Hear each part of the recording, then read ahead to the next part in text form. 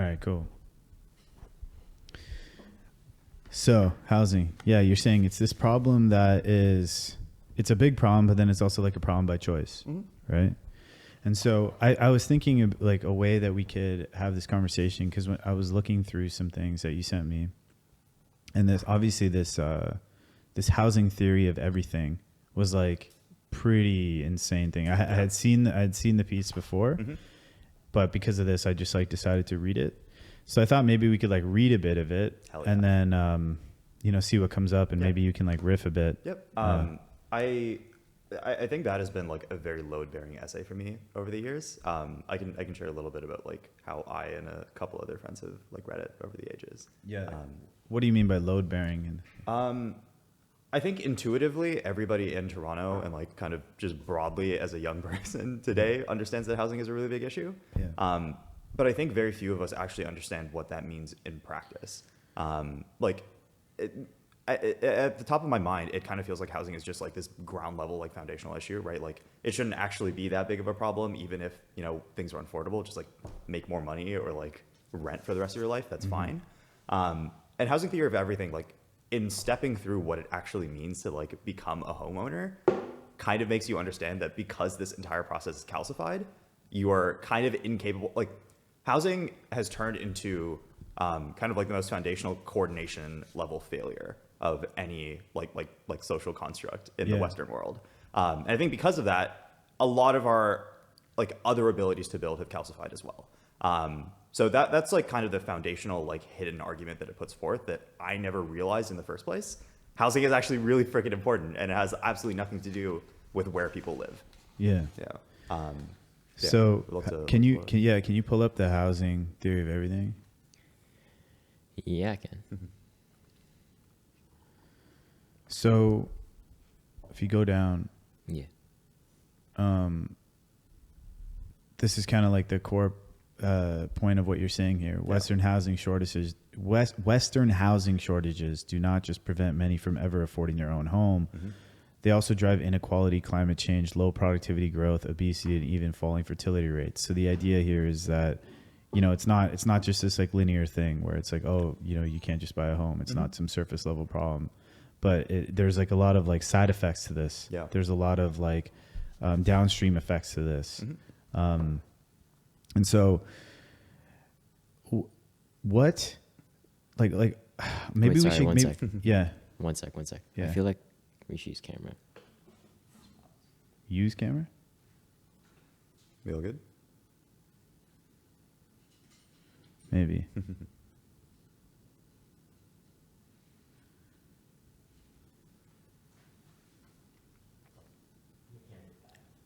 Oh, it died? Uh-oh. So should I stop? My bad. We'll get going. No worries. When we're reading this, how do you want to like hop through this? Oh, so what I do is normally like I'll go through a sentence, and then it just like sparks like ideas and questions. Hell yeah. And then I just like go through it. So for example, like here with the housing theory of everything, it's like if you like break down this article, what they do is they basically explain like the reason why housing has become like so expensive, right? And also the fact that it's like driven by kind of like non-obvious things, like the shift in like work as well, the kind of work. Yeah. So like moving towards like software related work or like financial services related work. Yeah. All feel like closer and dense together. So then my question is just like, I want to like kind of help kind of like frame up the problem and like at the beginning. Yeah. Where it kind of like paints all that for people who haven't read this piece and explaining like, hey, here is the situation that we're in. You know what I mean? Because there's like more depth to it. And then from there, it's like, okay, cool. So how do we actually navigate like solving this? Like, what are the possible options? What can be tried? What is happening? What do you find interesting? What's happening in other places you've come across? You mentioned like specific like economic zones, right? Yeah. Like, what do you find interesting about that? Why do you find that interesting? Yeah. You mentioned that like Toronto might be like uniquely positioned to do this extremely well, even though it's doing extremely bad right now. Yeah. So like, why, how? You know what I'm saying? Yeah. Like, just like riff. Yeah. I think I'll save my thoughts for the actual stream. But Also, don't be worried about asking anything. Like, so, like, see how that question that you just asked, but like, well, how do you want to run through this? Yeah. Like, I would have just said that. And then what that would have done is it would have, like, framed up, Yeah. you know? Yeah. I'm gonna do the clap one more time. Just so Yeah. there's another respect. So I'm not streaming right now. So should I start it again? Sorry.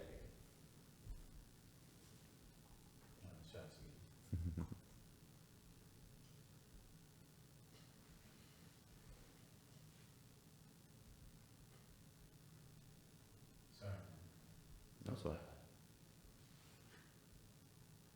So you're good now? What was it? I don't know if the camera. Is it turned off? Yeah. But it's on now? Yeah, and if the battery's full, so I don't know why it turned off. Okay. But it's plugged in? Yeah. Okay. All good. You good? Oh, wait, I think we're. Oh, you have your stream on. Oh, okay, cool. Got it. Okay, now we're alive again. Live again.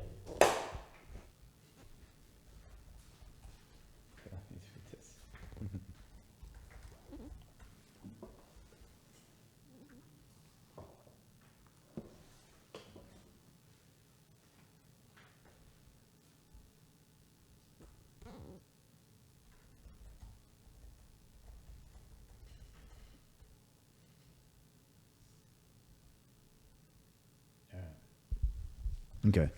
So I'll just like reiterate that. So what I want to do is, so we're good, right, Tommy? All right. So what I want to do is I want to go through this housing theory of everything and kind of use it as, well, first I just want to like, kind of like form an like a baseline, agreed upon understanding of this piece. Yeah. Like, what is it? What are they trying to say? What does it mean? And then from there, maybe we can use that as, if that's the foundation, then maybe we can build off that and talk about other things. Yeah. Specifically related to like Toronto and what's happening here with housing, but also just like, this is a problem that's affecting many other places. So I don't know, maybe if you know anything about how different places have explored this problem, what's happened in other parts of the world, anything like that. Mm-hmm. And then we could just see where the conversation goes from there. For sure. Yeah. Okay. So do you want like, is it possible for you to give like a like a foundational? Dude, I can just start yapping. Yeah. Like for this piece, like yeah. explain this thing. Sure. So my reading of this, kind of like. And you can put the mic like close, like try, like see how it's close here, like yeah. Tommy, is this good? Yeah, and you can adjust it if you need to there. Well, you can hear it on your own thing too. Yeah, adjust that arm. I should have probably adjusted you out before we started. It's I my think bad. this is good. Yeah, should be good. Here, But let me say you. Hold on.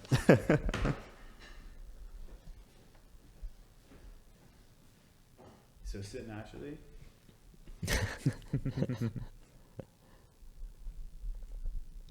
we go. banger.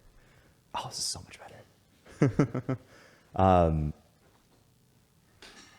Yeah, so my reading of this, it kind of falls into like three big chunks. The first is how we got here, right? Yeah. Like why does it feel like we just have completely lost our ability to build? The second part are like the kind of direct, straight up, like because we do not have housing, what are like the like actual implications of this on like people? And I think they kind of touched on it in this article, but I wish they like kind of drove the point home a little bit more. It's that housing is, or like our lack of ability to build housing is a symptom of a much larger calcification of like broader like social strata. So when you say calcification, like what do you mean? A lot of our systems have slowed down, not directly because of housing, but because of the systems that led to how we got to housing. So we'll touch on that in a little bit. I think like the initial argument of we can't build housing anymore, I think is like, it is fairly compelling. And they go through a couple major like sort of reasons for this right now. In Canada, there are a couple more kind of like additional reasons. The primary thing for us is not, it isn't necessarily legislation like they talk about in this article. It is almost entirely the fact that from the 70s to basically the early 2000s, we've built an insane, massive housing stock of single family housing. So essentially, if you try and pop the housing bubble, you are throwing away tens of millions of people's retirements. Yeah. Like the introduction to like the first section is like, housing is so, or most people's most valuable asset is by far their own home. This is written from the perspective of the U.S., right? The U.S. has, I think, like one of the highest like individual worker like productivity ratios on the planet. In Canada, this is not necessarily true. And in Canada, in fact, it more than 70% of the average Canadian's wealth is in their home. This is an outlier, not just relative to other Western countries. So but when you said in this is from a U.S. perspective, Yeah. and in Canada it's not true. So what was that line? It was, I remember that line in that article. Yeah, it was something like, what was it again? No, he said it like perfectly just now. Scroll. Most of the it was in the people's first wealth paragraph, Tanya. or asset, whatever. Yeah, it's the first one. Most people's most valuable asset is by far their own home. Yeah, and so why did you say that's not true in Canada? Or sorry, I meant it is like even more true. Even or like, more true. Yeah. Yeah. So you're saying that this is from the U.S. perspective, and that's what they believe. But what's happening here is even It's a like- more absurd version of that. Like the economic stratification is like 10 times as massive. It is ridiculous. And you said it's an outlier. So Yeah. can you riff on that a little bit? Yeah. So in Canada, we tend to view, or like just broadly, like in federal policy, we tend to use our housing stock as a form of like almost wealth accrual, right? It is like, I remember even in like a campaign ad by Mark Carney like 3 days ago, the first thing he said about Canada Builds, like his new like housing program from the federal government, it's like your house will always be like the bedrock of your like of your own like personal investment system or whatever, right? It will always accrue value. Can you pull that up? Yeah. The Mark Carney thing. Was it yesterday or? It's probably on his like Twitter. Yeah, it was on Twitter. I saw it. Yeah. Yeah, but he said it's basically like a bedrock. Like he said it's like an investment. Yeah. Like the basic premise of this is that because real estate almost never changes, because it is like one of the and we can talk about this after, because I think like real estate and land as an asset class is very interesting to think about. But because it is like a foundationally limiting like stock, right? You can very clearly see like the limits of how far a city goes, how much housing is available.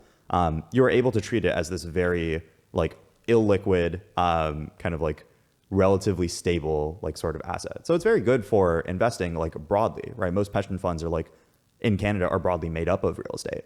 But what that also means is that you can't make any meaningful change to how that housing stock is like created. Otherwise, you are going to throw away literally half of your population's like stability.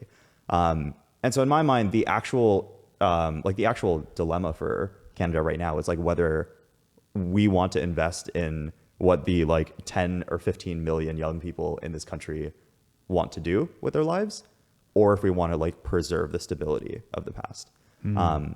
And I think this is like a fairly important point that I will like come back to several times in this conversation. Yeah. But the TLDR for us in Canada is like on top of all the legislative principles, there are just zero incentives at all from like the federal, provincial, and municipal levels to actually make meaningful changes towards like housing. But the basic premise behind this entire article is that housing as a whole is blocked by municipal level regulation. We do not make it easy for anybody to build anything outside of single family housing in most parts of most cities in North America. Yeah. Can you say that line again? Housing as a whole is blocked by municipal regulation. Yeah. Like and which makes it easier to build certain kinds of things and harder to build other things. Yeah. And so it's easy to build single family homes. Yeah. Or it isn't easy because in most cases, like as of right stuff still requires you to jump through a bazillion different permitting But groups. it's easier. Exactly. Okay. Yeah. People will pay more and they'll pay a lot for some level of stability. Yeah. Even if that means giving up on, building like the thing that they actually wanted to. So Tommy, I can find it if you want it. Yeah. You can't find it? I just remembered where I saw it. Yeah. How did you get into this? Like, I grew up in Brampton. Oh, you did? Yeah. That's crazy.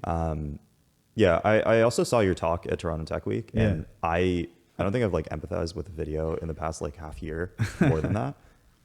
Thanks. Yeah. I grew up in Brampton. I hated it. I think I had my like big set of journeys in high school. I remember like every time, or like this is during the pandemic, like immediately after like around 2021 when things started opening up, I was doing a bunch of traveling. And every time I flew back, I felt like I felt that I hated this place like in my bones. Like Brampton. Brampton. Like I grew up on like the the eastern like boundary ish. Yeah. It was where? like Name the intersection, man. Gore and Castlemore. Oh damn, that's crazy. That's like Brampton. Yeah. I mean, that's like it sucked. Oh yeah. Here we go. Yeah, sorry, go on though. It's Yeah.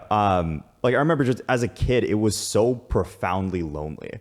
And it's like every time I flew back from like San Francisco or New York, like where all of my friends were, I just like I thought I was insane for hating the city I grew up in. Right. It's like you go home and the most interesting thing to do in like a 2-kilometer radius is like go to McDonald's. Yeah. It was terrible, like a horrible place for like any kid to grow up. And I started trying to research a little bit more because I felt like I was probably not the only one that felt this way, even though everybody around me said, no, it's just you. You just don't like it because it's your hometown. And I stumbled upon like Jane Jacobs and Not Just Bikes. And like Not Just Bikes is not classical urban planning literature, but there are tons of like very interesting thinkers around it. And I started to realize like, no, I am not insane.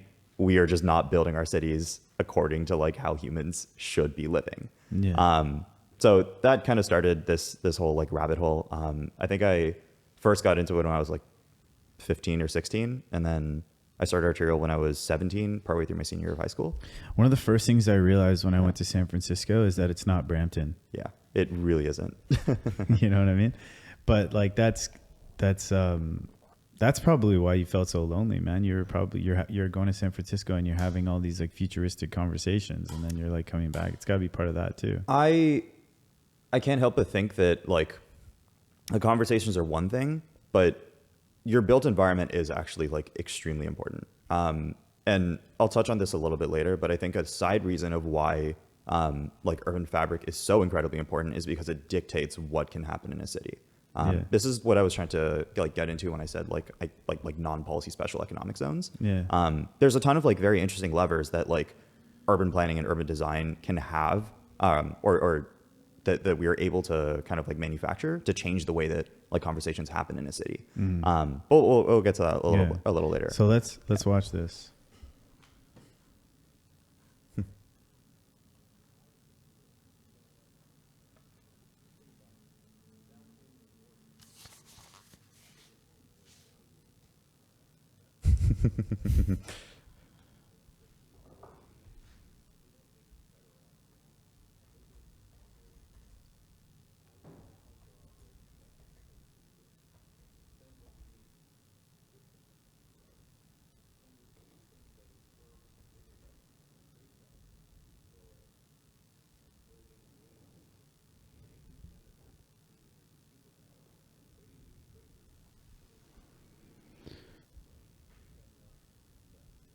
Can we like break this down a little bit? Like, let's watch it again. Yeah. I have a simple rule: spend less, invest more. Okay. So Yeah, I don't know if that's simple. Stop. Okay, so I have a simple rule: spend less, invest more. And then the first thing he goes into is this housing thing. Yeah. And he says that your house is an investment. Okay, let's watch it again, man. I need to understand. Spend less, invest more. Let's say you buy a home.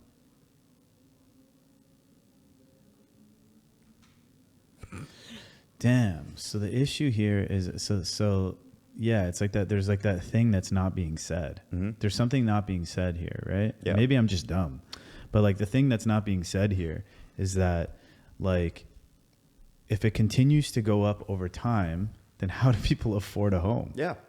There's also another hidden thing that isn't being said, Yeah, which what is is that it?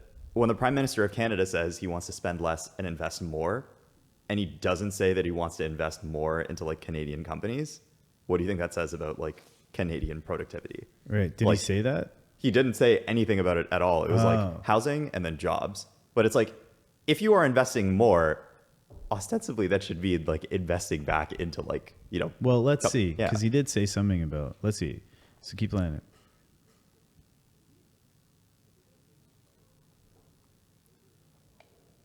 This guy's explaining. This is crazy.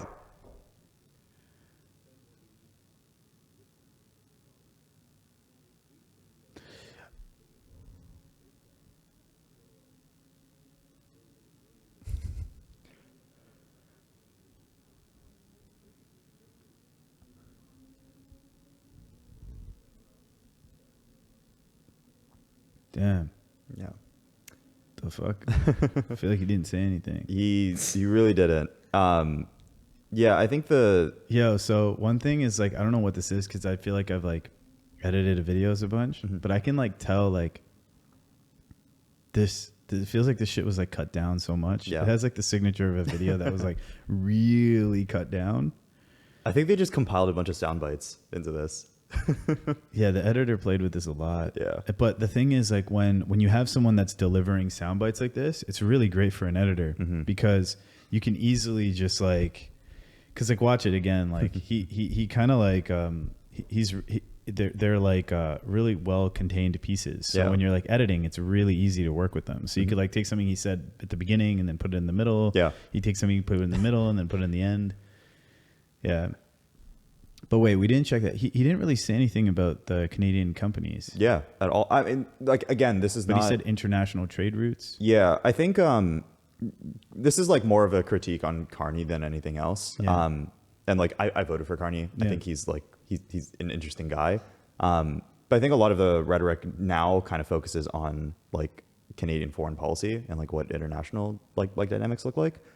But the confusing thing for me is it's very frustrating because when he says that he wants to spend less and invest more from a government perspective and immediately follows it up with explaining why housing is a good investment, it says a lot about what Canadians can do, like from a company building perspective and from an actual like dynamism or like progress perspective. Like, what do you mean? Housing should not be an investment, first of all. But more than that, it should not be the most valuable possible investment that a government can make, right? Like, you were seriously telling me that of all the natural resources this company has, or that like this country has, of all of the incredible like entrepreneurs and like whatever that this country has, the best thing to pour your money to is housing, something that foundationally does not change over time, that will house like maybe a couple dozen, or like with every single family house, like maybe housing one family over the duration of its lifetime. Like, by definition, housing is stagnant, right? It is like, its values in being rock solid and in not changing because people need housing. And I think in saying that Carney wants to like foundationally focus on investing in housing, he is saying a lot more about the state of like the rest of our economy and how he thinks it needs to stagnate. So why is it that it's not possible to just go ahead and then like invest in other things? Like why is that even like a... I mean, politics is like it is an incentivization thing. And I think Carney needs a lot of like very quick wins. Yeah.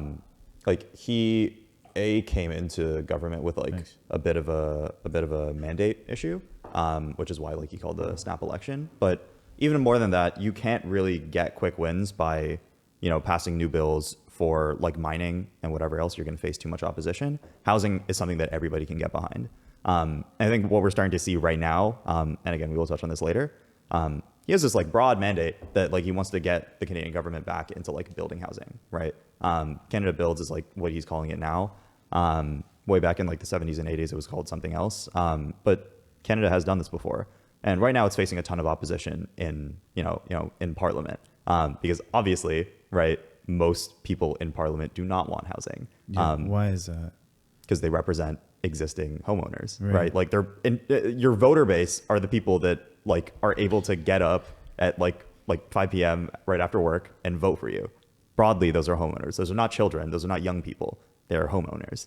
And so what this also means is Carney, or like the bill is being worked on in federal government right now, but again, it is being calcified. The only reason he is talking about this is because he can say that he is working on a bill, or that there is like an issue that he is like very clearly trying to push forth through government. You can't do that if you're talking about like heavy industry, right? Not every single Canadian can get behind like the mining and extraction of like your natural resources, or like forget even that. Like you can't necessarily get behind like NAI or like NAI fund, right? Why? Because it's not a relatable issue to most people. Yeah, I mean, A, most people don't care about it, and B, I think like people have strong opinions. It's like politics is about like representing people, and housing is a very, very universal issue. So whether or not he actually solves it, just the fact that it is on the table at all, that is the thing that he really cares about. Has there ever been a situation like this in the world that where you have this existing situation where like you have one group of the population that is like like this situation where you have this older generation and they have housing, and this younger generation doesn't have housing, but then housing is this thing that like is really like kind of core to like an effective society. Has there ever been a situation like this before in some other country? Not necessarily, or like this is like the story of civilization, right? It's like the guarding of the old versus the defense of the new, right? This is literally the history of like every human civilization on the planet. Like loads of stories. I think like the GI Bill was one very interesting one, right? It's like, what's the GI Bill? So after like veterans came back, actually, Tommy, do you wanna pull it up? So after veterans came back from, I forget which World War it was, federal government like paid for their college, right? Like very standard stuff. Act of 1944. The GI Bill, is that it right there? The GI Bill refers to a series of programs enacted by the U.S. Congress to provide educational and other benefits to veterans, primarily those returning from World War II. Yeah. So so what this essentially meant is you have an entire like generation of like initial veterans who got free education, who got like a leg up in America, or like in the American middle class. You know what their kids got? They got student loans. Right. So I think like there have been a broad chunk of like universal issues where we used to deal with it very cleanly in the past, and for some reason or the other, like financial or otherwise, we have like let those issues like kind of mellow out. Housing is like a very, very good example of this, right? Like housing was extremely cheap. I remember when my parents were like trying to buy their first house. Rishi, can you explain this GI Bill again? Yeah. What did they get here? Enacted by the U.S. Congress, provide educational and other benefits to veterans. So what did they get? They got free college. They got free college. Like explicitly, they just got free college after getting home from World War II. Yeah, and it was one thing on that, but like lesser known are the other bits. If you actually read the GI Bill. So let's see key aspects of the GI Bill.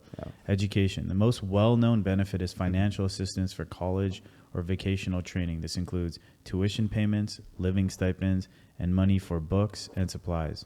Home loan. The GI Bill facilitated access to low-interest mortgage loans, enabling veterans to purchase homes. Low-interest mortgage loans, okay? Job training. The program offered opportunities for on-the-job training and apprenticeships, assisting veterans in transitioning to civilian careers. Unemployment benefits. The original GI Bill provided unemployment compensation for veterans who were unable to find work immediately after returning from service. But why is this a useful reference? Because these are people, this might be a really dumb way of processing it, but it's like these are people who went to like war, right? Yeah. And so you're coming back and you're making sure that that's a very real thing, right? Mm-hmm. Like your country is going through this kind of like shared experience where like your family and friends are going off to some place, and in some instances they're not even coming back. Yeah. They're like, in some instances they're dying. Mm-hmm. It's a very real and visceral thing. Yep. You have like companies that are being like re-architected for the perspective of like warfare, right? They were once producing like, let's say machinery or something, and now they're producing other things. Yeah. I think I read something like where, I think it was World War II, where it was like something like 500,000 new businesses or something were created in the US during that time or something like that. Mm-hmm. And so that's like a very visceral change. There's a lot of like pride. Yep. There's a lot of patriotism. There's a lot of like reflection on values that happens during that time. And so when these people come back, they're coming back into that kind of culture. Mm-hmm. And that kind of culture acts very differently. And so why is this like a useful reference to like, what's happening right now? Yeah. I think so the GI Bill, like you can read it in terms of like, it's like wartime context. I think that is important. But you can also look at it in terms of like what actually happened as a result of it, right? You have millions of veterans coming home from like the Eastern Front, and immediately they are getting flooded with a ton of resources. They're being very well taken care of, right? As they should be. They are veterans. But I think the important thing for me is comparing how like they were treated. There's a follow-up to this bill, the 9/11 like GI Bill, and you can kind of contrast how veterans from World War II were treated, or like the benefits that they got, versus how we treated the rest of broader American civil society like in the immediate aftermath. people did not get free education immediately after, even though it was proven that they were able, or like that it was possible to. They did not get free healthcare immediately after, even though we proved that it was possible to. And so when you have millions of people that, when you have millions of people that are like very, very well taken care of for a lot of these foundational pursuits, and then not even like a generation later, America just completely forgot about this. Obviously, there's going to be a lot of social stratification. I am not making a comment on like the veteran side or like even the wartime side of this. I'm making a comment on like the population dynamic side of this. Yeah. What you're basically, in my interpretation of what you're saying here is that you're saying, here's a clear example that indicates the kinds of things we have the capacity to do. Yeah. Why aren't we doing them? Exactly. We could do them before. Why aren't we doing them now? Yeah. And to your earlier point of like, what are other places in civilization where like we have had something good happen for like older people and just completely forgot about it for the new? This is an example, or like this is a great one, right? Like very explicitly, the like education benefits were directly replaced by student loans. Student loans are like one of the biggest like classes of debt in America right now. This is not like this is a very, very, very real issue. I mean, like Joe Biden campaigned on this, right? Like the cancellation of student debt. And so this happens all the time. There are like dozens of issues where, we have had, or like we've been able to solve them very effectively in the past. And for some reason or the other, we just have not carried that through to the future. And like, again, even for this bill in particular, you can see how much it has been chopped down in order to pass it for the 9/11 version of it, right? Which is like the next major tragedy in American society. Loads of examples. So if you say that transitioning between generations, which obviously is like a fundamental pattern in society, right? Like, there's going to be an existing generation, they're going to age, and then a new generation is going to come in. Are there societies, cities, anything like that have been consistently good at that transition? We could look it up. Yeah, too. Tommy, can you look up the Tokyo real estate bubble from the 90s?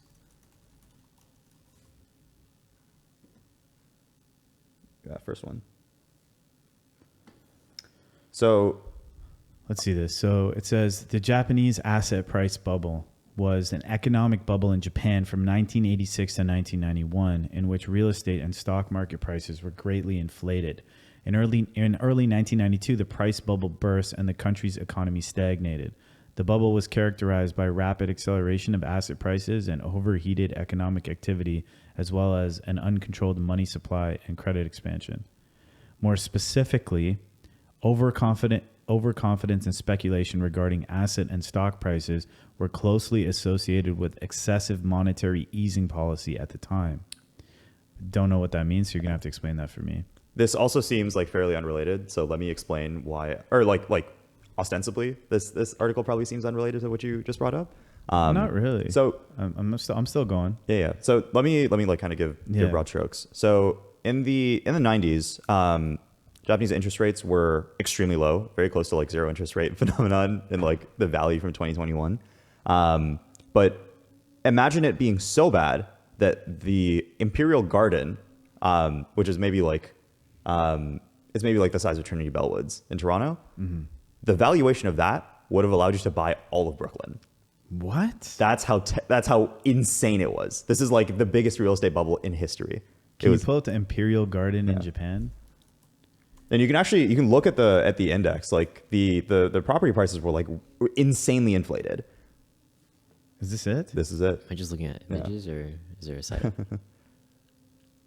Images, man. Yeah. Like the valuation of an entire borough in New York City, like this was higher than that. Wow. Yeah. And the reason I bring this up is because I think the Japanese civil society has been historically very, very good at like doing wealth transfer between like the old and the new. It's like one part of it is cultural, right? I think like every age is like kind of enshrined in like civil society. Obviously, their population pyramid right now is like a little bit wonky, but like legally they have their stuff like kind of on lock. And in the immediate aftermath of a lot of this, there was a ton of change in the ways that they decided to try and build housing. So Japan has a nationalized zoning code. Wait, hold on a sec. Go ahead. How is it possible that the Imperial Garden could be the price of Brooklyn? Lots of reasons. There's So how is it? Because you said it's the size of like Yeah. Trinity Bellwoods. Yep. So first you got to explain, how is that possible? there was a lot of speculation about like Japanese like kind of economic growth, right? There was like the big economic miracle of like the 80s and 90s after like they had their big technological expansion. There's another book. It's called Land Power. And then there's Progress and Poverty by Henry George. My favorite ever point in like across both of those books, in the British Industrial Revolution, right? Another like very, very big technological like kind of change for that country.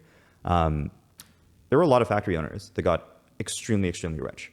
They did not get rich off the productivity of their factories. They got rich because the land that those factories sat on became more, or like it became independently more valuable because of speculation. When we are pricing out land and when we are thinking about kind of like the dynamics of how this land is going to be used, you can really only deal with it in terms of past economic productivity, or you can deal with it in terms of like what has been done with it in the past. Japan as a whole felt like a country that was like broadly extremely, or like it was extremely on the up, right? There were like zero indicators to point to like any reason to reduce investment in it. And so interest rates were extremely low, right? Money was literally the cheapest that it has ever been in the history of the world. And more than that, it meant that real estate across Tokyo, right? The one thing that Japan has constrained for it, right? It meant that was the thing where people were pouring all their speculation into. When you know that technology is going to go up, when you know that this country is going to be progressing over the next like few decades, when you know that every single citizen is like capable of living properly, where can you put your speculation? Where can you like find your alpha? For some reason, that was in real estate. Mm-hmm. And so the bubble just grew and grew and grew as people realized that like this is basically the only place where like Japan can be volatile and where we can eke out like massive returns. And then when the rest of Japanese, economics started to slow down, so too did the real estate bubble. And so they had their real estate bubble burst. And so then what happened? We can look that up. Yeah. It was very traumatic for that country. So yeah, let's go down. Yeah. It would be here. So the background. Yeah. Go to Aftermath in the sidebar. Yeah. Yeah.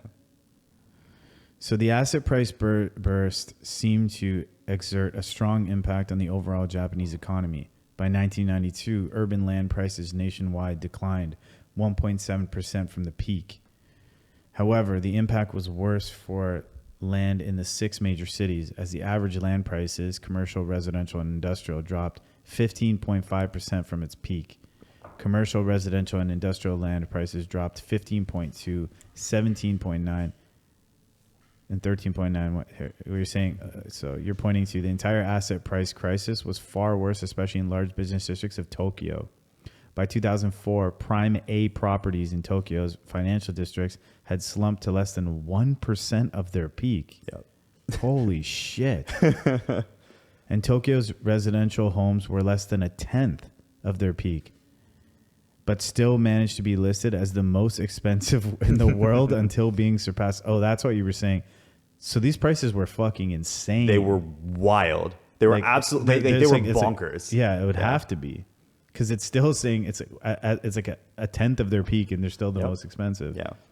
Can you imagine housing pricing falling 99% and still being the most expensive city in the world? Yeah, so it was an absurd number. Yeah. However, since 2012, Tokyo is once again the world's most expensive city. Is that true? It isn't anymore. No. I don't think. Followed by Osaka, with Moscow as number 4. Tens of trillions of dollars of value was wiped out with the combined collapse of Tokyo stock and real estate markets. Yeah. So they had this speculative issue. Then they had this burst, but they've also done some like innovative things, right? Yep. In housing in general. Yep. So do you know what they've done? Yeah. Of course. Japanese housing is it's a very unique thing in the world because they have this like nationalized sort of zoning register. So every city can pull from like the sort of nationalized version of whatever it is they want to build. It is extremely straightforward to build anything in Japan. Housing there is not an investment. It is just a thing that you buy. But isn't it an investment? It used to be. Oh, it's It not no an longer is. investment. Yeah.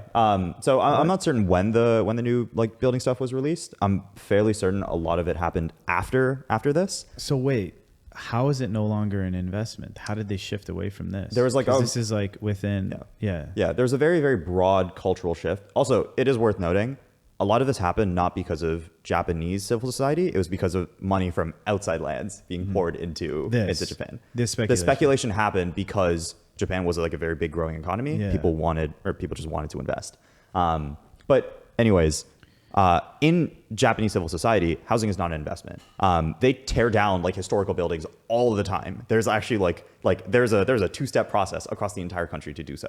When you say it's not an investment, though, what does that mean? It means it is like it is not classified as it's not like a separate asset class at the federal level. And B, and most importantly, every single piece of policy is geared towards making it the most affordable possible. Oh, really? Yeah. So Tokyo housing prices are actually like they are on the more expensive side, but that is because they have a city with the entire population of Canada and the size of like the size of basically like the New York metropolitan area. Like New York metropolitan area has 20 million people, and it is the largest like metropolitan area in the world.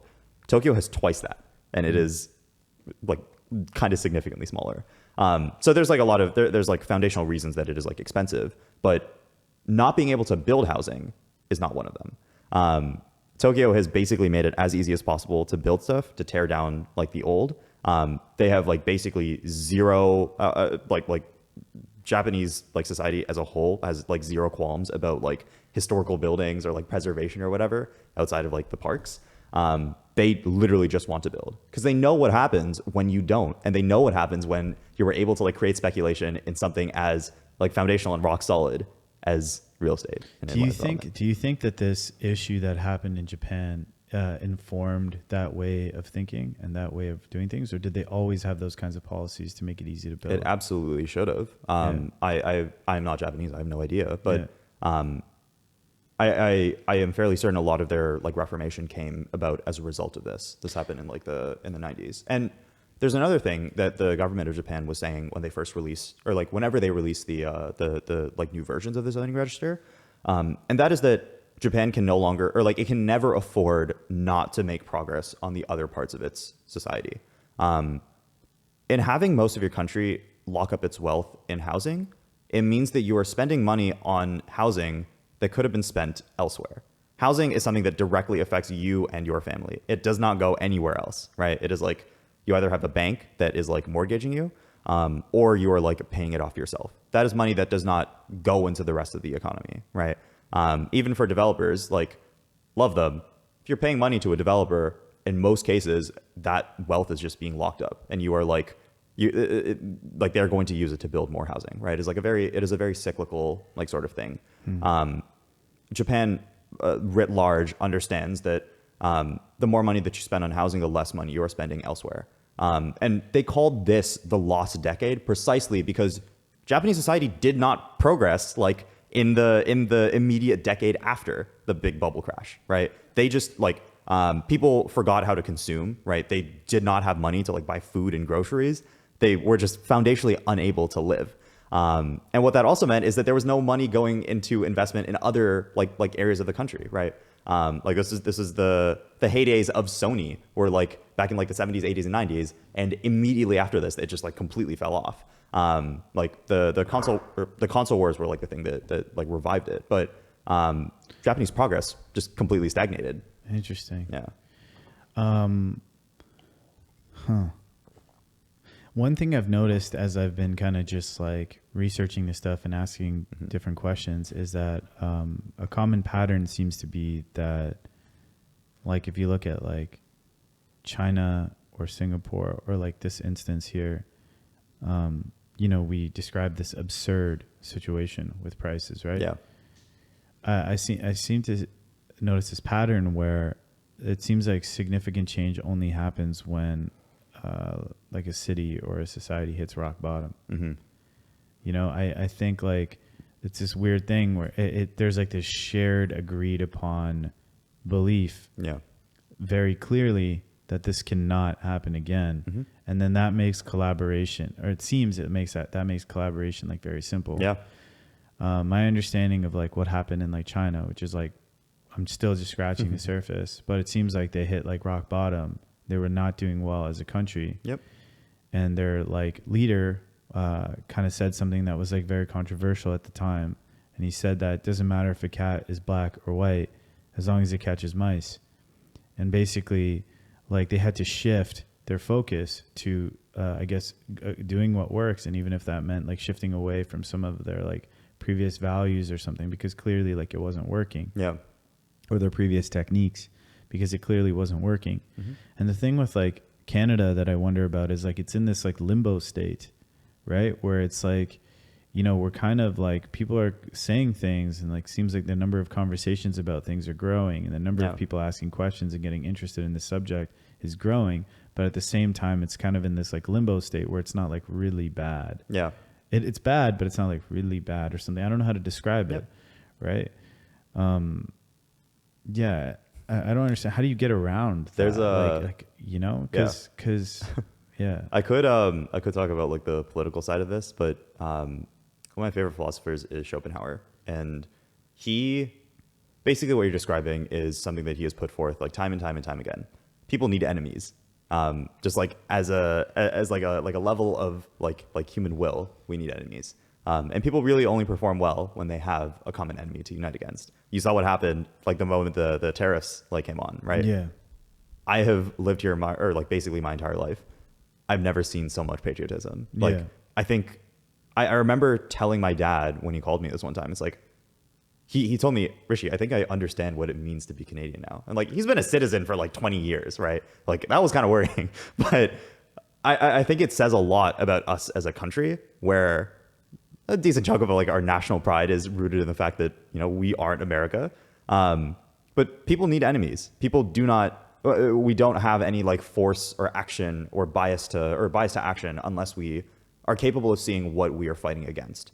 And right now, at least with like something as foundational as housing, can't really fight against, you know, like if the vast majority of people in Canada are homeowners, can't really fight against that from like a political context, right?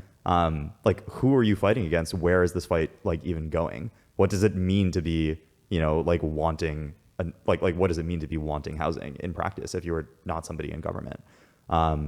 So you're not incorrect. But I think this is like I'd go so far as to say like a society doesn't need to hit rock bottom for you to like make meaningful change. It just needs to be able to see that there is a foundational problem.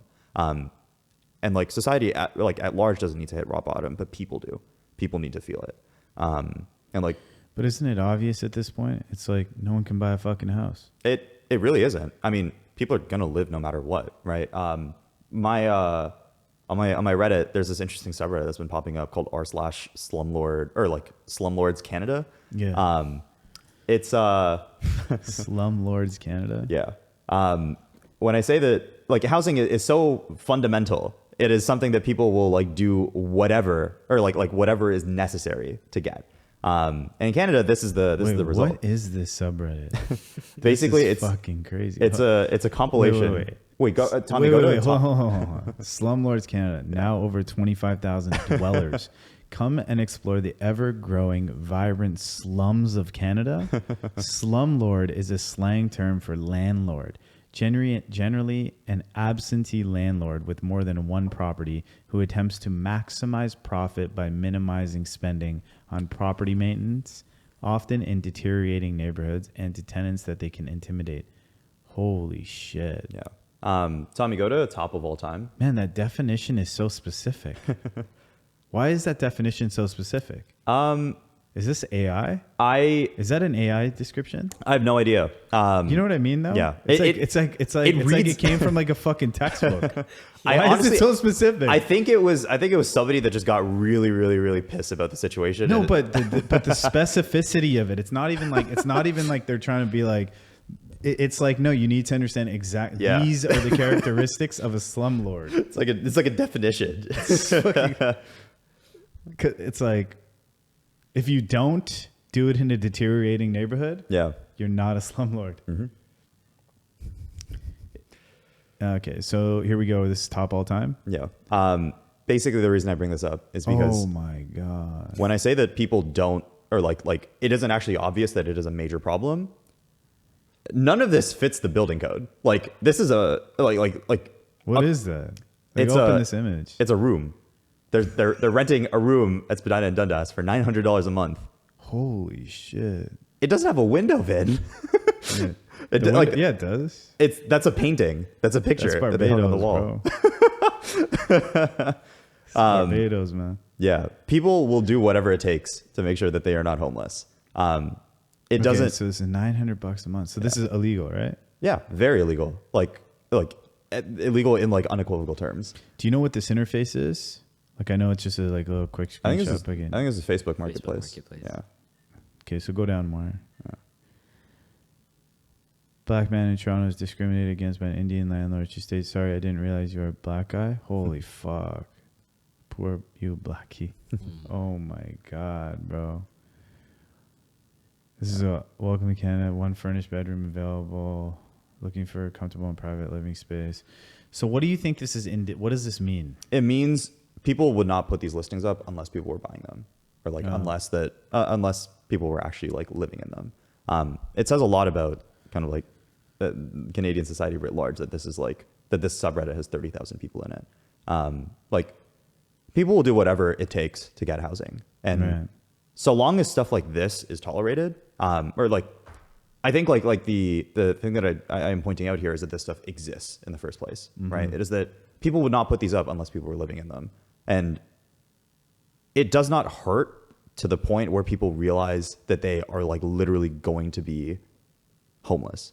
Like, I think another thing is that I'm trying to think of like an appropriate analogy here, but it's like I've seen this pattern before. I've seen this pattern in like tech, and like when there's new things coming out. Like this reminds me of like when I first started using the internet.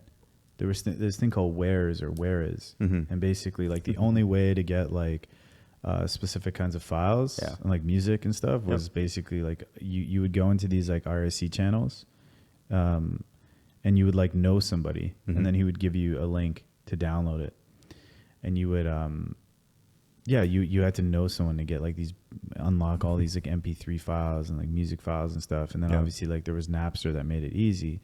But the idea of like these communities forming around like sharing these files illegally, it was just indicative of like something that was now possible or something that was like needed. Yeah. And you know, they were doing it however they thought that they could do it. And then you have like something like Napster come along, and it like totally made it easier. And then it like blew up because the demand was there. There was that kind of latent like need or whatever.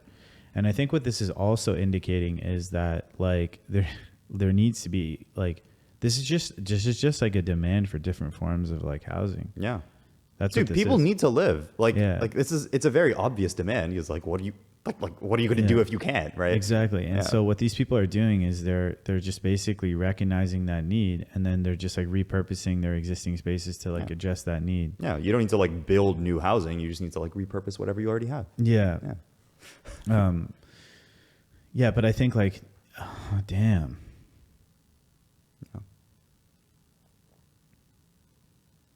Yeah, this is crazy, man.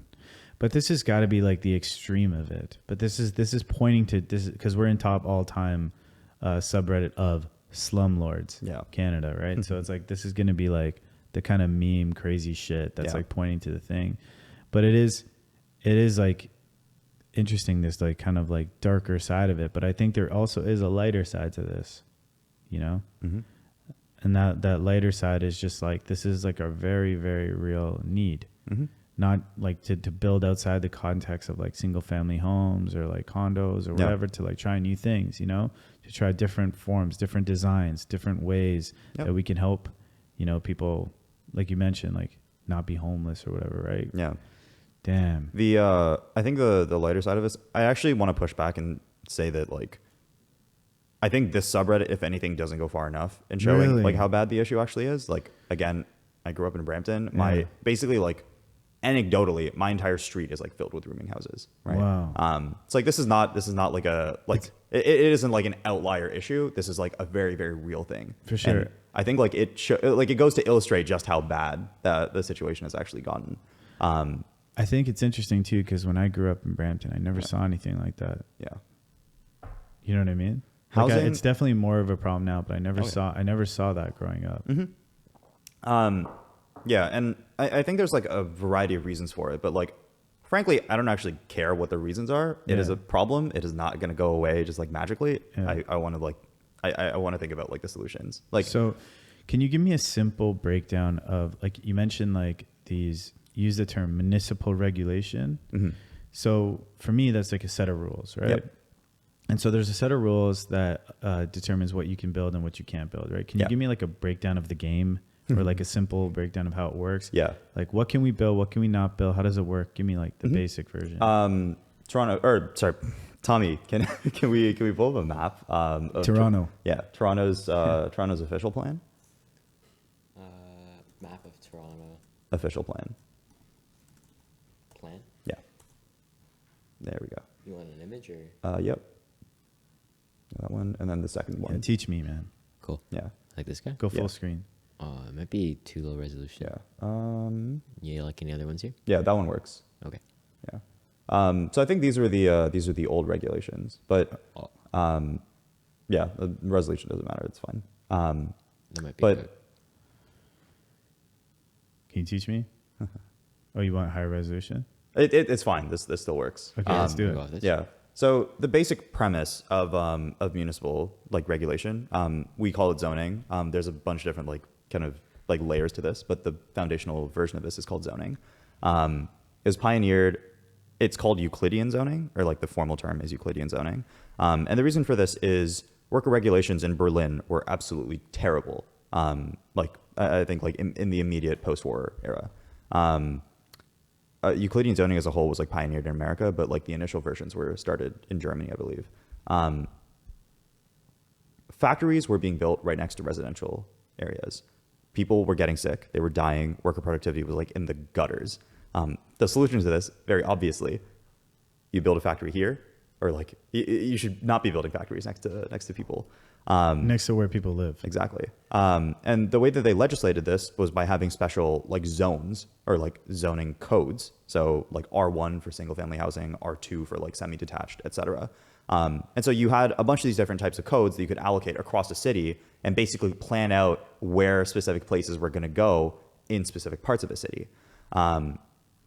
Like many things, when a genuinely good idea is brought over to the Western world, or like to America, it becomes terrible. So I think I had one in my notes for the article that I sent, but there was actually, can I pull up my laptop real quick? Yeah. Okay. So this Euclidean zoning. It refers, Why does it use the word Euclidean? It's because of the initial court case in America that it was based off of. So give me a sec. Let me pull this up. Yeah. I also promise that this is leading back to Toronto. Yeah. And so we adopted that zoning in North America. Yeah. Okay, got it. So let's see.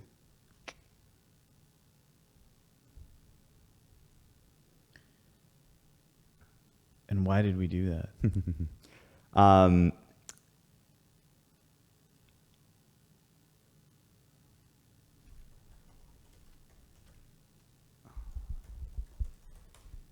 I'm trying to pull up the actual like court case that established like legal precedent for zoning. Oh yeah, okay. So the reason we call it Euclidean zoning is because of a 1926 Supreme Court like judgment called Euclid v. Ambler. So yeah, you want to pull it up? Euclid v. V. Yeah. First one. Wow. Yeah.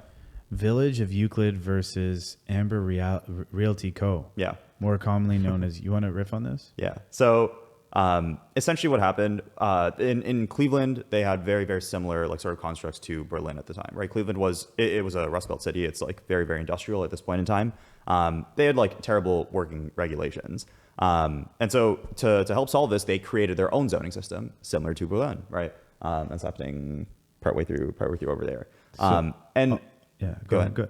And so at this point, obviously, more legislation at the municipal level is going to be terrible for like real estate growth.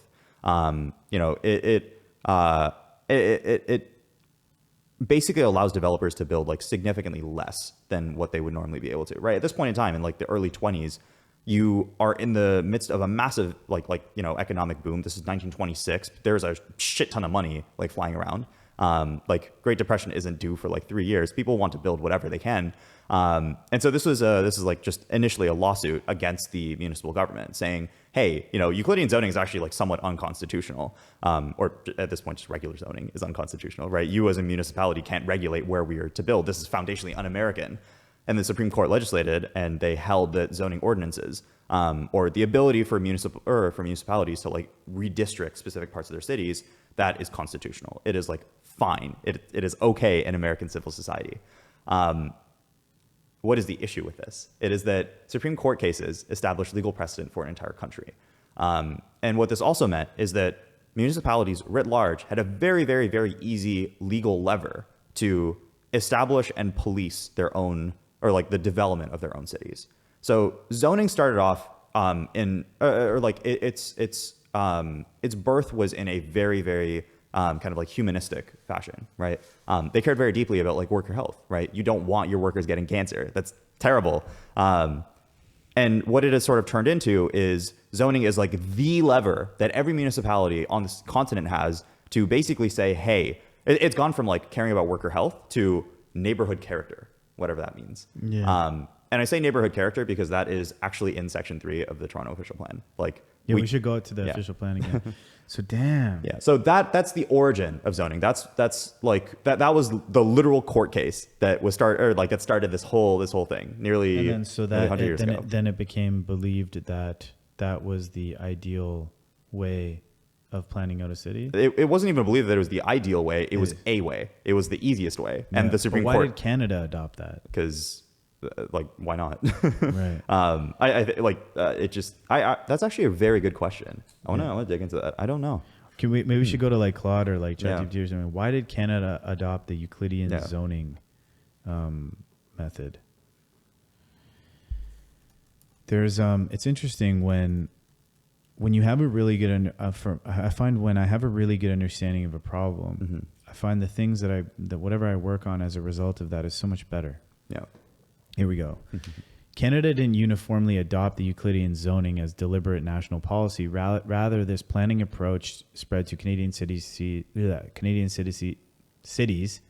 through a combination of professional influence, practical considerations, and timing during rapid growth in the early to mid 20th century. Mm-hmm. So what I think this actually was, you can look up something else, Tommy. Look at the Central Area Plan in Toronto from the 60s.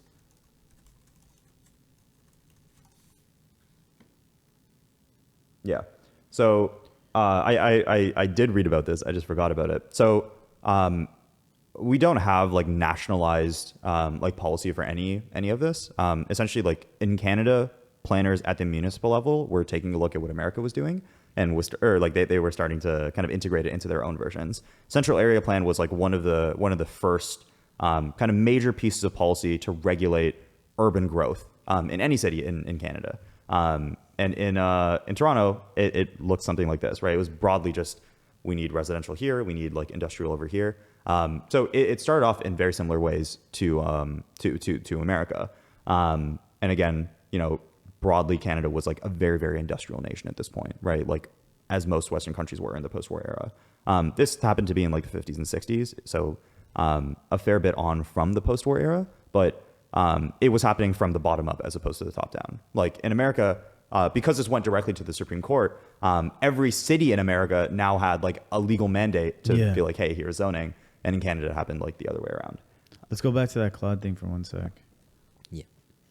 Read a little bit more here. Mm-hmm. So this is what you mentioned here. Euclidean zoning separates different land uses. Let's see. Why Canada cities embrace this approach? Canadian planners in the 1920s to 1950s were heavily influenced by American planning theory and practice. Many studied at American universities or worked with American planning consultants. The planning profession was relatively small and intentionally internationally connected, so successful American models like Euclidean zoning were readily adopted. Industrial pollution concerns. Early 20th century Canadian cities faced serious problems with industrial smoke, noise, and waste affecting residential areas. Euclidean zoning offered a seemingly scientific solution to separate harmful industrial uses from homes and schools, similar to what you were saying about Berlin, right? Automobile era. As car ownership grew in Canada after World War II, Euclidean zoning aligned with automobile-oriented development patterns. Separating uses worked well. So right now they're just mapping stuff out, like you mentioned. Post-war housing booms in Canadian cities made single-use residential subdivisions attractive to developers and home buyers. Euclidean zoning provided a regulatory framework that supported this development pattern. Legal and administrative simplicity. Euclidean zoning created clear mappable boundaries that were relatively easy for municipal governments to administer, enforce compared to more complex mixed-use regulations. Okay, so it's a simple way of mapping things out when you need to build things. Yep. And that's when I asked you, like, kind of break down the game. You're saying this is what you need to understand first. This is how we zone things. Here's the origin of zoning things. Yep. This is the most basic political lever. This is the basics. This is where things start from. Exactly. Yeah. So you have a piece of land, and you like slice it all up, and you give it a functional purpose, and then that functional purpose determines what can be built in those areas. Exactly. Okay. So it's a all right. Yeah. Got it. So that's either going to work or it's not going to work, right?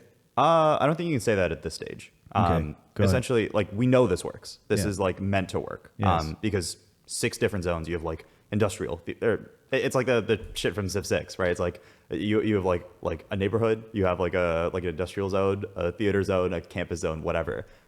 This works. This is like it very clearly works. What I mean is like not that it works. What I mean is that there's a configuration, like if you slice up the land a certain way, that's like a design, right, based on whatever the reality of the environment is. So if you have a factory that is like producing specific kinds of chemicals, and you don't want housing there, you would put a square here that says this is the factory, and then the housing's way far from it. But if society moves in a way where that technology, where we have technology where that factory is not even used anymore, then that's kind of like a weird configuration choice now. Exactly. Interesting. So keep going. So this on its own is a pretty good idea, right? And also feels like very natural for how cities needed to be developed in the early 1900s. How did we get to the place where we're at right now? So Tommy, head back to the municipal plan. Not Toronto official plan. This is how we kind of slice it up. Exactly. Got it. So there's a couple things I want to draw your attention to. Okay. The first one is the level of detail here. We are not districting these things based off of like kind of broad boundaries anymore, right? This map is from 2006. It's been updated, or like there's a completely new one now. But and if it was high resolution, we would go deeper and deeper, and we would see so many little. You could actually see the thing. I actually want to do that. Tommy, can you go back to all? Go to map A to K. So secondary link, first link. Go to 13 to 23 land use. And click on 18. Yeah, there we go. Nice. Yeah. So zoom in on the University Rosedale neighborhood. So right there. Just wherever, honestly. So it's a PDF and not an image. So I have to do something. You're all good. This works fine. But there's a couple of things I want to draw your attention to. The first thing is obviously like the level of detail, right? The basic premise behind this is we care about where things are being done, right? We care that industrial stuff is not happening, next to residential stuff.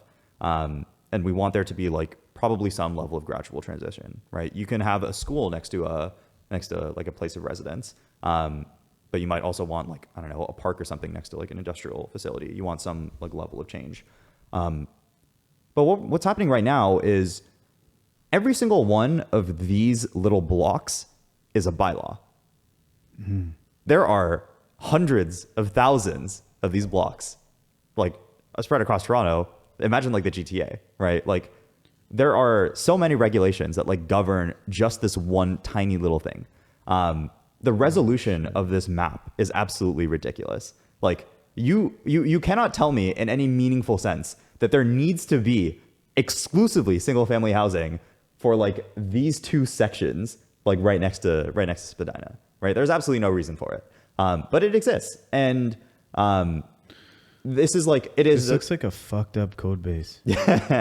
Yeah, a pretty good analogy. I think it's like, where it's like there's all this like old code that like no one uses. There's shit that people just did it their own way. They don't even care. Yeah. There's like features like there's features in the app that like only one person uses. Yeah. Right. Yeah. And so this is like this is kind of the tip of the iceberg, right? I am showing you like one part of how like how deep this has gotten, right? How deeply we have like ingrained this into our society. And this isn't even like the real map that I want to show you. So before we move to the next one, so what's a bylaw? A bylaw means a set of rules that you have to follow. Yeah. So what's the difference between a bylaw and a regular law? Yes. A regular law needs to go through like an actual government and get passed. A bylaw can be done. We elect city councilors to act on our behalf. When we try to enact bylaws, we put them into the municipal code, and we don't require a broad level mandate for that to happen. So they're more flexible and easier to implement. Exactly. Okay. Yeah. So these are all like bylaws that determine what you can use the land for. Yep. And wow. Yeah. So what does this mean? I'll tell you what it means. Yeah. So let's switch over to a different map right now. Tommy, can you look up the Toronto zoning map? It's also just cool that you can just easily pull these things up. That's pretty good. The interface wasn't that bad. Yeah. This first when you cool. just like when you were like land use whatever and you just clicked on it. Yeah. But the thing is, you need to understand these concepts to know what to pull up, right? Yeah. Okay, so what is this? This is, so the first thing I showed you was the Toronto official plan. Yeah. There's a very fundamental difference between the official plan and the zoning, or in the zoning version of this. Tommy, you're gonna have to click the pluses. Yeah. Yeah, the just regular plus. When you say interface is good, the whole, yeah. So I mean, I like the aesthetic of this map. It's not that bad. The little preview at the bottom is pretty cool. Yeah. But this interface is crazy. Yeah. Where are we going?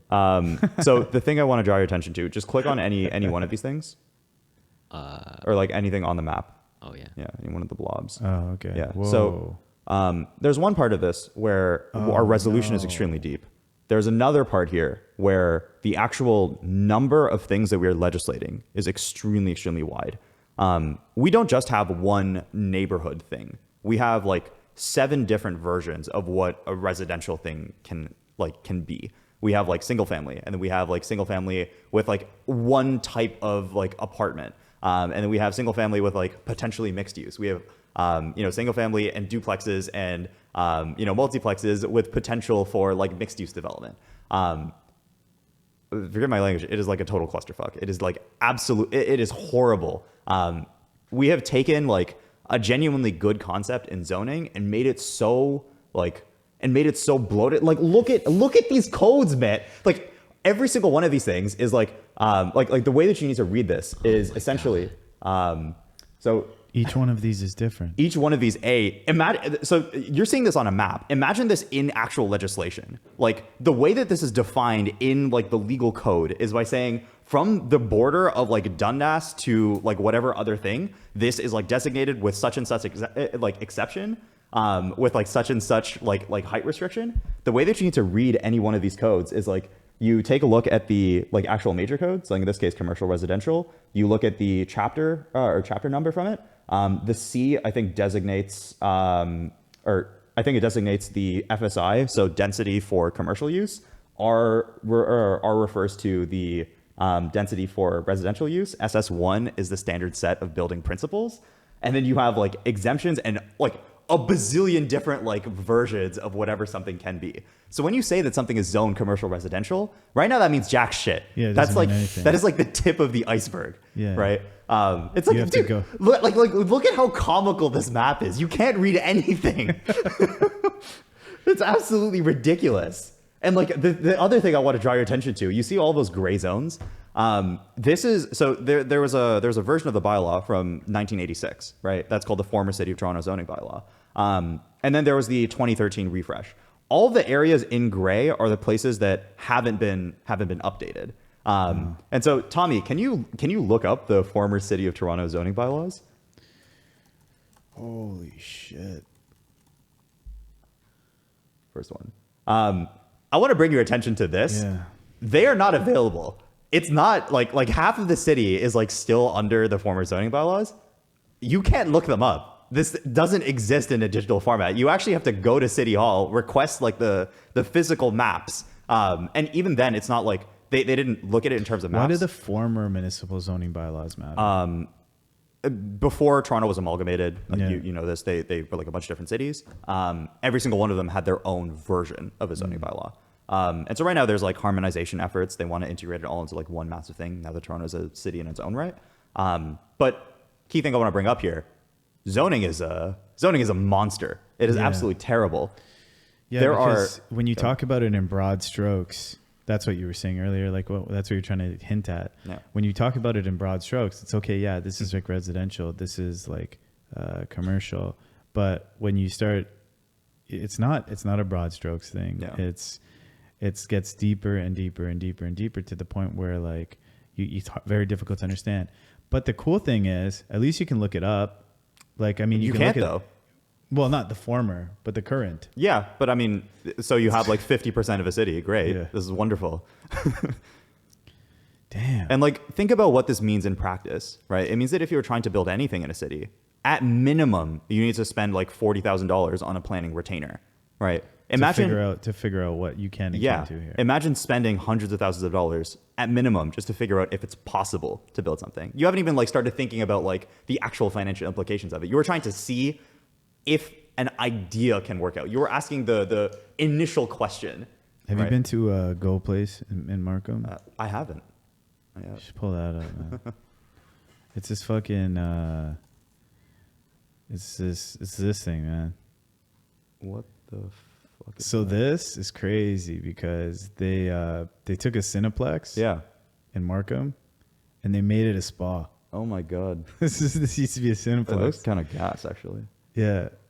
It's crazy. And so you can What the fuck? So This looks like a thought it lair. What is so, this? So it's funny because I was talking to some people about like housing and stuff. Yeah. And then I randomly, like the same week, went to this place, and I was like, "What the? There's levels. Like Oh my there's God. people that are like, man, I gotta pay like 40 grand to like figure out how to build something. Yeah. And then there's this. This feels like project. the exact inverse of like a slumlord. I was in the change room after I left there for the first time. Yeah. And this dude told me he stayed there for 6 days. Wow. Yeah. You should post this in Slumlords Canada. It's probably That's cheaper incredible. than like rent. Like to just live here. How would you stay there? Is that like allowed? Yeah. You just have to get, I think it's overnight pass. It's like $15. Oh my god. But you got to pay like $60 to get in. or something. 68,000 square foot. Yeah. It square used to feet be a of jacuzzis. Cineplex, man. It used to be I'm a sorry. Cine- This is I can't even imagine what this might look like. This is it's a Cineplex that became a spa Is that what that place is? I've passed by this place so many This is what it times. in looks- Markham. This is what it Wow. looks like on the outside. Yeah. That whole thing is a spa. Oh it's my the biggest, God. It's the biggest thing in the plaza is a spa.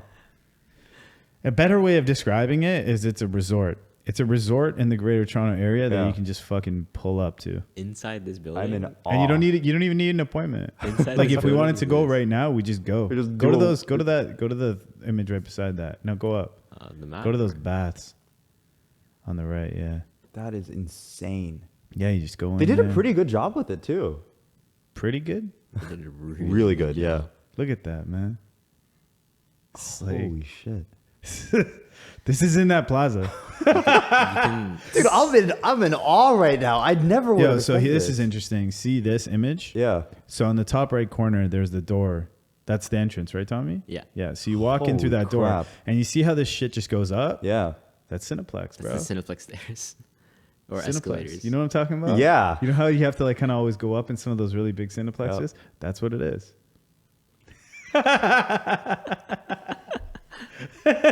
the fuck?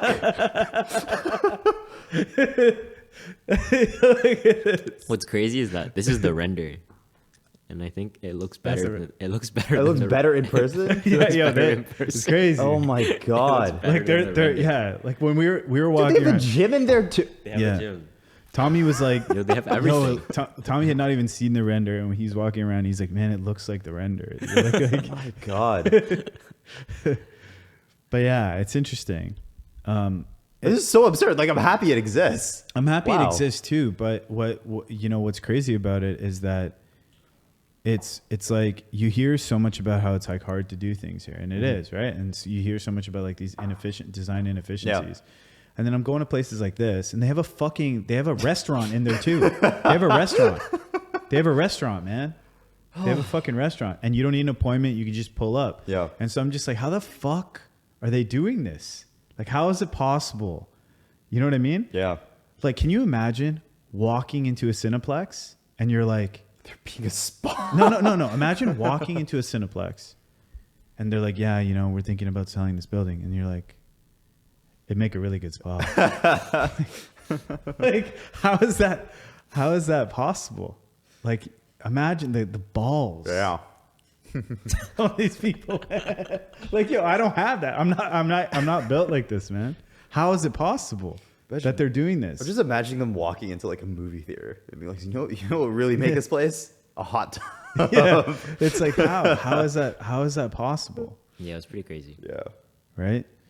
And so like it kind of stands out because I'm not used to seeing these kinds of like ambitious projects in the area. It's kind of makes me sad, but it also makes me wonder, like, I want to know more about this place. What was the process of getting it built? How did they get it built? I think we What were the mechanics of the Cineplex? How did they work around them? What kind of zoning was there? Well, you know what I mean? Like, what was that thing? But anyways, I just thought that was like interesting because awesome. The reason I thought of that was Yeah. because you said that, you know, to build anything, it costs like you need like a $40,000 retainer Yeah. just to think about building something. And if I had an idea, I would be nervous. Yeah. Right. But then but that's so opposite with this project, right? It's like I don't know a lot of people that would have done this, and it works. Yeah. It works. It's busy in there and it's like successful, and it's such a random idea, but clearly whoever worked on it, they just had They this cooked. instincts. Yeah, they cooked, and they had these instincts that it would work. And I just find that really fascinating. But with when you have that map, and each one of those things are zoned in different ways, and each one of those areas have like these different rules and everything. Yeah. That's when, like, I guess a lot of people say like, okay, well, fuck this whole thing because this is way too hard to work with. Yeah. So can I create some kind of zone that's like a, you know, like a special economic zone, right? Yeah. And that zone is like, I'm assuming my interpretation is that it kind of starting from scratch in a way, right? It's kind of saying like, hey, let's remove all of this complexity and let's focus on like whatever that zone is mandated to do. Yeah.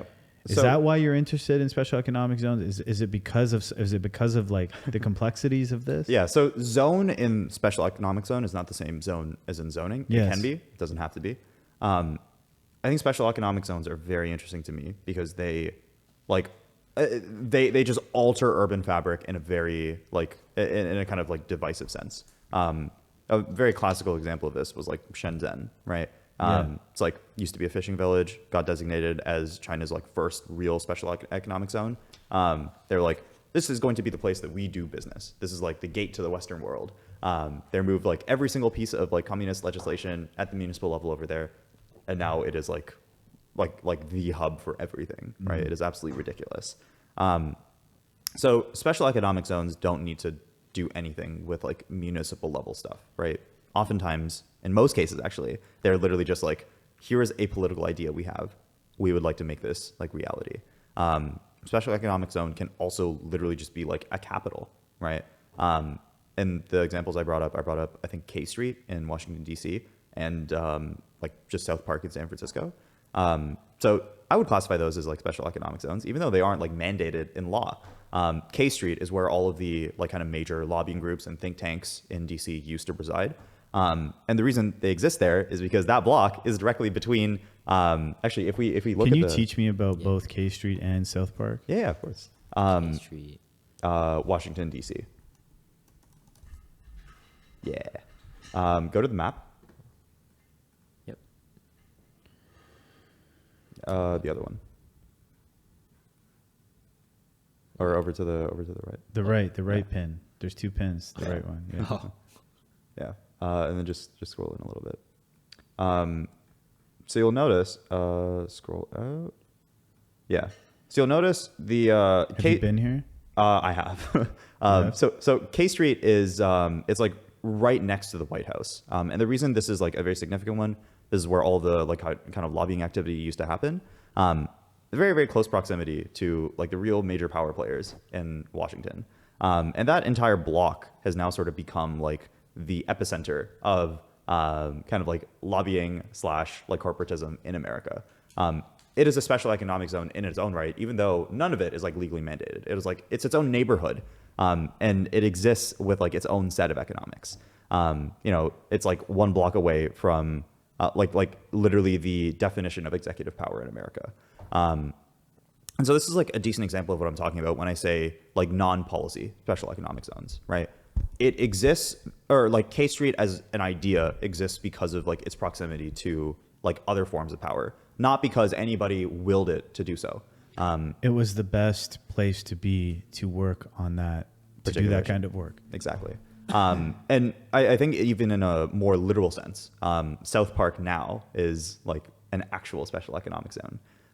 It's not like, again, it is not mandated in law in any sense, but over the past few years, you know, massive exodus from SF in 2021. And now we're starting to see like the return of a lot of them. Can you pull up South Park on that? And I just want you to take a look at the offices that are there. So historically, in SF, like venture capital has been it has been concentrated. South Park, it sounds like a neighborhood. It's 1 block. That is how like dense SF is. But wow, separate thing. So yeah, let's go on a leisurely stroll here. Yeah. So historically, venture capital in Silicon Valley has been concentrated on Page Mill Road in Palo Alto. Right, like right next to Stanford. That's where like Sequoia was. That's where like A16Z was, et cetera, et cetera. South Park, I think, is like what a lot of people consider to be the new, the new like Page Mill Road. So what a beautiful neighborhood. It is. It's incredible. What a beautiful block. Yeah, beautiful block. Yeah. And so just down this one road, you will see, I think like cumulatively, there's like close to $200 or $300 billion in like venture capital assets over here. There's like Kleiner Perkins in this one block. There's like Kleiner Perkins right next to Excel, right next to like an A16Z satellite office, right next to Google Ventures, right next to Toyota. It is incredible. Like I think this is like a very good illustration of what happens when you have like some kind of an idea that just needs to happen, and it like somehow gets manifested into like physicality. You know, early in the pandemic, people were talking about like the mission is the arena in San Francisco, right? They wanted a special economic zone, so they just like did it. Colleges can be special economic zones, right? Go ahead. Yeah, it's kind of interesting because you're basically saying that it's kind of like a community with a set of values, right? Yep. On a particular kind of mission. Mm-hmm. I think the mission part is the extremely, or like it is the key word here. Yeah. Just because people have like similar values does not mean that they will congregate in the same place. And the mission, the definition of like special economic zone is that they exist in the same place. I think you need a common enemy. You need like something to bind all of you together to exist in the same spot. Interesting. Yeah. Wow. And so it's the proximity, it's the shared mission and the proximity that then leads to unexpected side effects, which leads to like this compounding cycle. It leads to more innovation, leads to more interesting projects, interesting relationships, unexpected ideas. Exactly. Interesting. Yeah. And like, just think about, We need something like this in Toronto. oh yeah. Just think about like what it means if you're like a founder that has an office over here, right? Like one of my friends actually has he has an office like on this side of South Park, like right there. Excel is right over there. If he like ever needs capital, what's like a drawn out 5-month long process for basically anybody else is like his backdoor neighbor. Yeah. He can have multiple chats with them. If something's off, Yeah, I mean, like, he can share. If something's off, he can go and tinker. yeah, I mean, like, then forget work even on that. it You can again. raise a Series A in an afternoon. Yeah. Yeah. That's crazy. Mm-hmm. Damn. Is that Cafe Central SP place good? I have no idea. I'm about to find The out. I actually don't even know if it's open. Actually, Let's the see. blue bottle is very good, but blue bottles are always very The good. blue bottle. Blue bottle. Blue bottle's good. Yeah. Wow.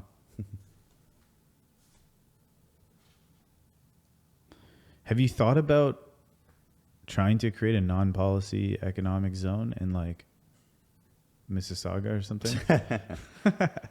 I think like you could probably count Square One or something like that. I know they tried to do Really? it with yeah. I know they're trying to do it with Square One. You should actually look up the Are there any efforts to create special economic zones in Canada?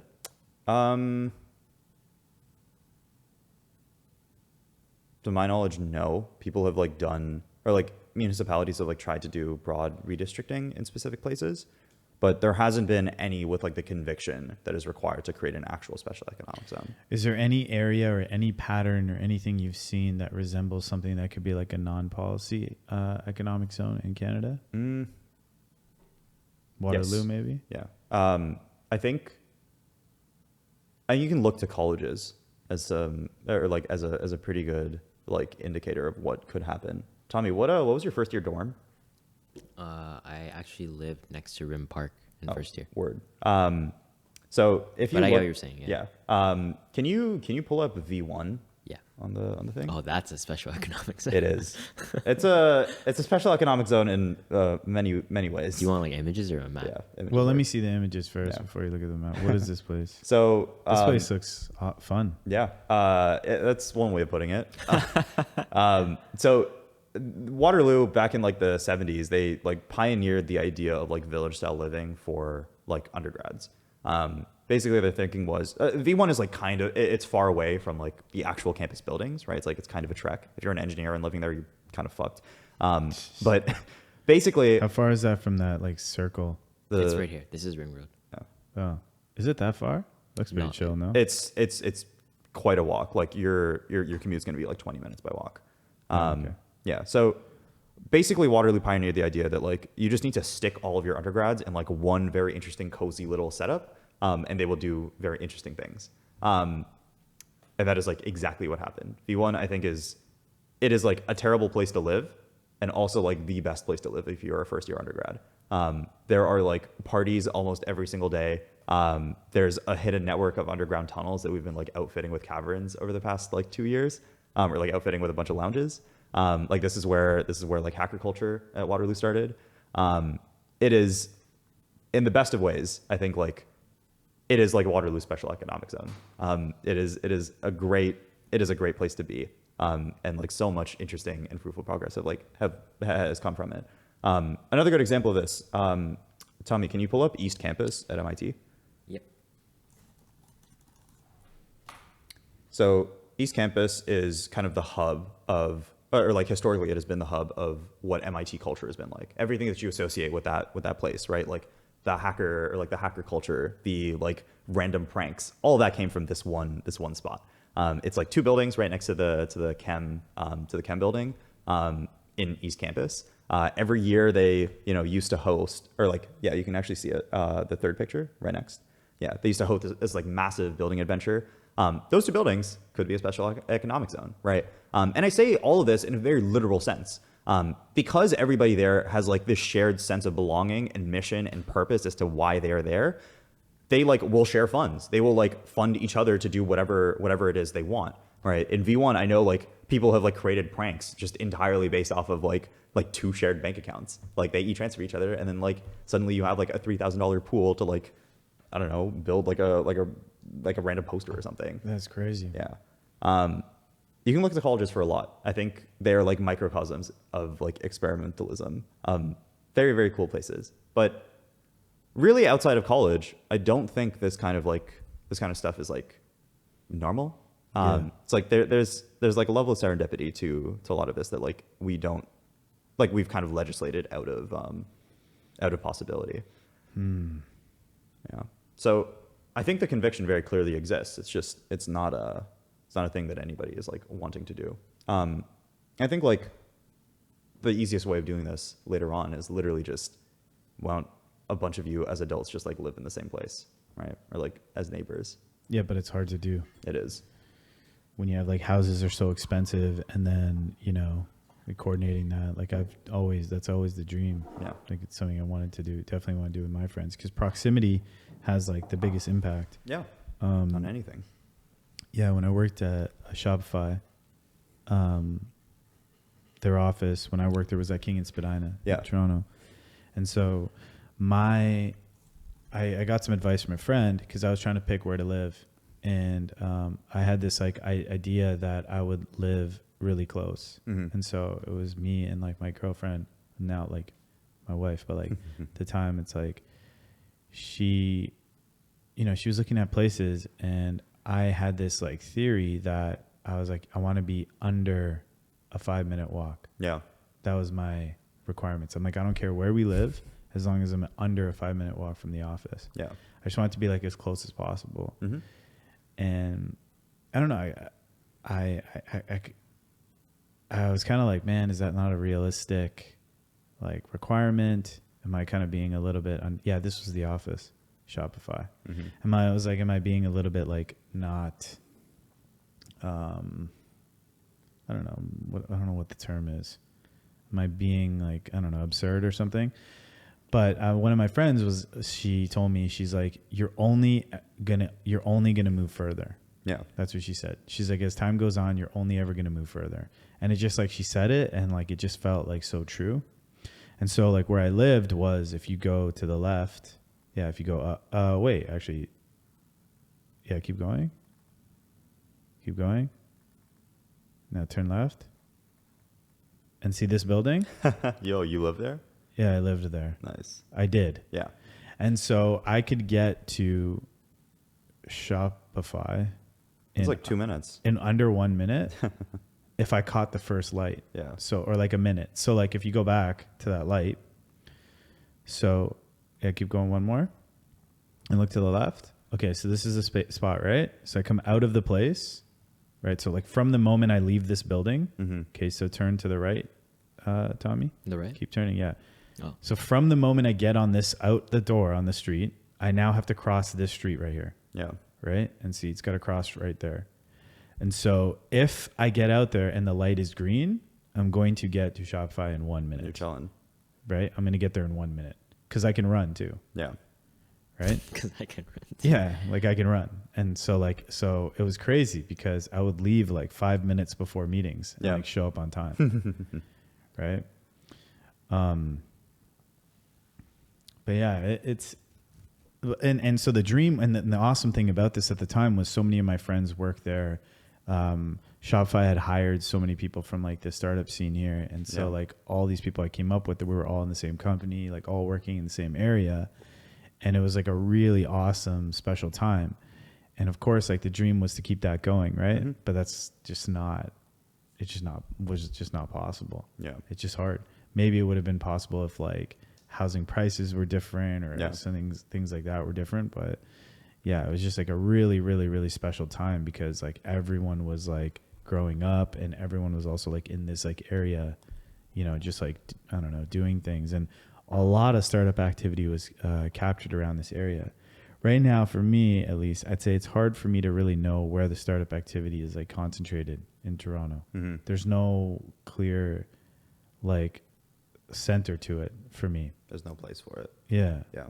I don't know. I think my thinking on a lot of this, or like startups in Toronto, has like kind of changed over time. Actually, I just got back from like a fundraising trip like 2 days ago. So in SF. Yeah. So I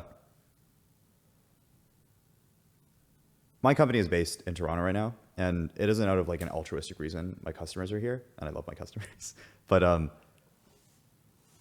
I frankly don't think, or like I don't think a like special economic zone or like a place of concentration for startups in Toronto like will really exist anytime soon. I think the closest thing that I can imagine is like the Ada CX office. Like they just have the like 4 floors. All of them are like kind of interesting companies. Maybe like the Cohere place, like that one Spaces. But I don't think I am like going to see the concentration like in the same sense as like New York or San Francisco, or frankly even Waterloo, like over here, precisely because Toronto is like, it is an extremely large city with like it's a large city that is also extremely dense and also somehow does not have like density in like startups in like the geographic sense. So well, because that's well, the main reason for that is probably because, well, what? I mean, I think they all leave. Yeah, exactly. Yeah. Right. I don't know. I think there's like surprisingly few business cases to be made about like, I don't know, growing a company in Canada. Like Totally. what I think it actually is, I love Toronto because it is so incredibly experimental. And like, I actually think it is extremely underrated to do early stage companies here. It's like living here is extremely cheap, right? It is like ridiculously easy to like, or like, it's pretty easy to find customers if like you're good at like what you do. Here? Yeah. Like, Well, that's a common problem with the ecosystem, right? Because like they say, yeah. in some sense, I think like Canadian risk tolerance is like generally like a lot, like it's generally a lot lower. What that also means in practice though, is that if you're a Canadian company and you're an early stage like company and you somehow manage to crack it, you can go down to America and fucking kill it. Why? If you were dealing with, or like if you're like initial, or if your ICP like at the early stages is someone that has insanely low risk tolerance, and you go to America where there's high risk tolerance, obviously like you are going to be the natural choice for everything, right? Like this is basic startup playbook. It's like normally you want to go for, you know, the early adopters, the people that like care very deeply about like this altruistic need to like foster new whatever, right? That's who you want to go for if you're like doing YC or something. If you don't have that luxury in Canada, you are going across, or like you're going to go get the heavy hitters at the outset. And yeah, that might take time. What that means is that like when you eventually end up like hitting scale, you're going to have like market customers years before like you normally would have. And like the balancing act here is how do you make sure that you're still like doing things quickly, and how do you make sure that like this entire timeline is not like more drawn out than it would have been had you been in the States. And it's like a bunch of like kind of tangential things from there. But I think Can we go through your symposium talk as well? Oh, yeah, I sure. feel like I feel like it will anchor this Yeah. in terms of like what you're working on. So let's go to the beginning. Oh, sorry, it's already queued up. Yeah. Perfect. Is it okay if I like stop and say Yeah. okay, cool. Yeah, just tell me when. Yeah. Thanks, Tommy. I don't think I've like seen this in its entirety before actually. You're cool with it? Yeah. Arterial? Yeah.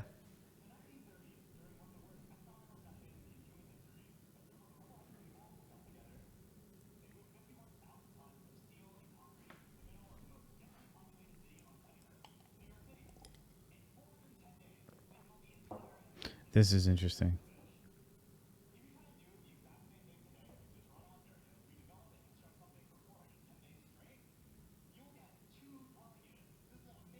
That's crazy. Yeah.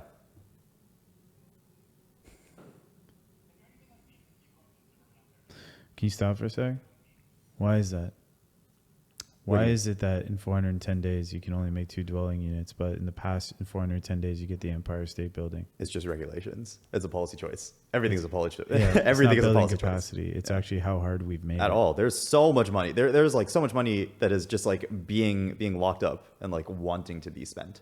I was actually at a customer's like office yesterday, and they have like I think close to so they're like relatively new. They used to be a family office, and now they are like a developer.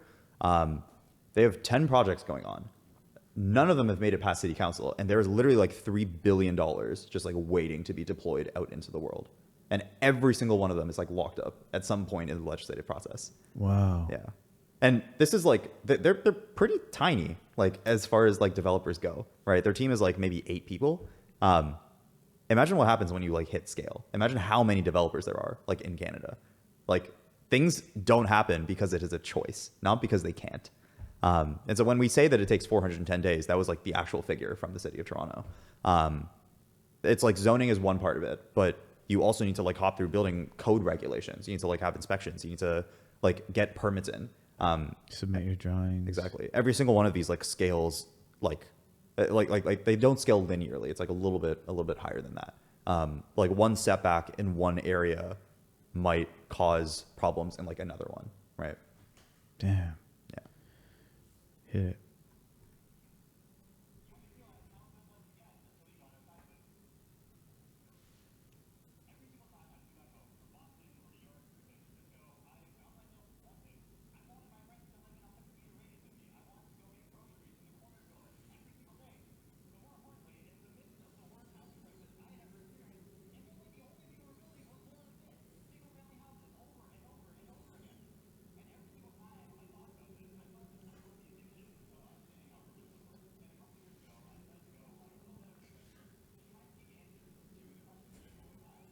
I didn't realize I was speaking so fast.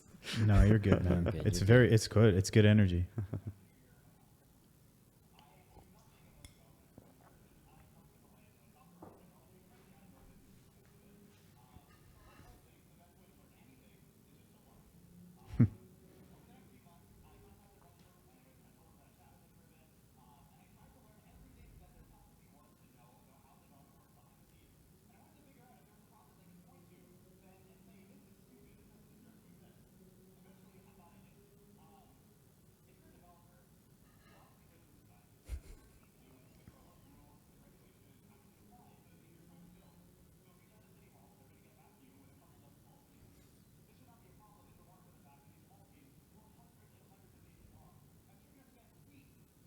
That's crazy.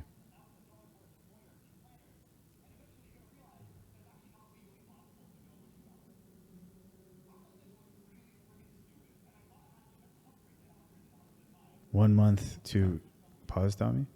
1 month to go through that process? 1 month to like figure it out. Yeah. And that was, And that's like in a good case. yeah, probably I in some remember cases. when we were doing, when I was like rehearsing with a friend, he said that the actual timeline is like closer to like 2 or 3. He was Yeah. like, Rishi, you need to like take it down a bit because this is like a bit unbelievable. No, I actually saw that and thought it would take longer. Yeah, it does. Yeah. Hit it.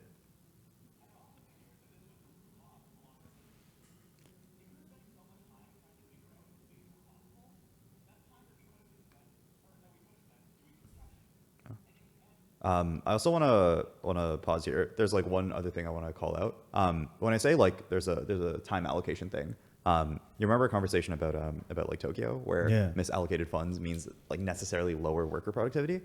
Exact same thing is true here. Yeah. It's just more than anything else, if you were like spending your time on stupid shit like this, just like figuring out yes or no's, you're not going to be building the right kinds of housing for like whatever your needs are, or like for what your city actually needs. You're going to be building the housing that is like that is through the path of least resistance, whether or not it is something that your city Totally. actually needs. And more than that, it means that like actually intelligent people are going to be spending time. I love housing. I don't want to be working on housing. I just feel this visceral need, or like this visceral pull towards it. But like in an ideal world, this is already a solved problem, right? Yeah, like It has to be a solved problem. yeah, This, yeah, I know exactly what you mean, man. no. Okay, tell me, I can continue.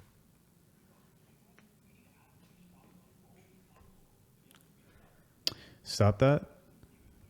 What do you mean by the shots on goal thing? Why are you saying that? here? 99% of like development ideas will not work out, right? Like, what does that mean? There are millions of parcels across like the entire Parcels? land, or like plots of land, Yeah. across the city of Toronto.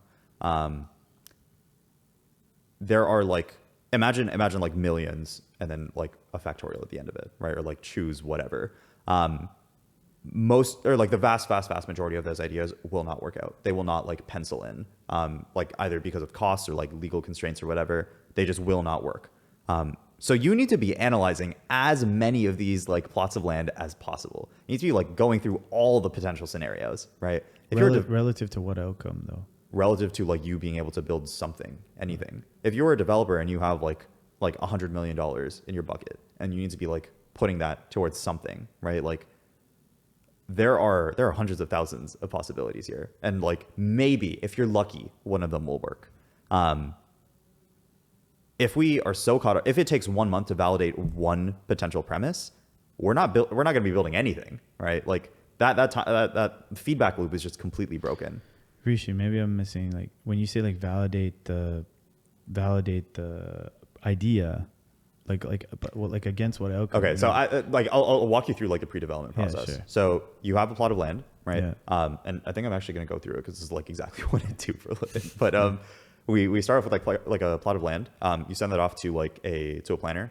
They say, hey, here's like what you can and can't build on it. Here are like potential variances that you can seek. They'll give you like something like a massing, right? Here's like how high you can build. Here's like the little like box around what you can build. And then you'll do something called underwriting. So you'll maybe like use math to create a bunch of different potential layouts, figure out like what is possible or like how people might live in it. You'll compare that to like rents and leases and whatever in the area, et cetera, et cetera. So you're trying to figure out like, will it work according to costs? Are people like actually going to live here? Is this going to be like attractive? Is this a feasible project? Is it feasible? And so what you're saying is the cycle of, I think this is what you're probably going to explain, the cycle of like figuring out whether it's feasible or not takes way too long. Yeah. Okay, cool. I understand. So then when you say shots on goal, you're like, we need to make that feedback loop way better. We need to make that minutes. Yeah. We need to be able to like analyze like every parcel in existence at the same time. I like it. Yeah.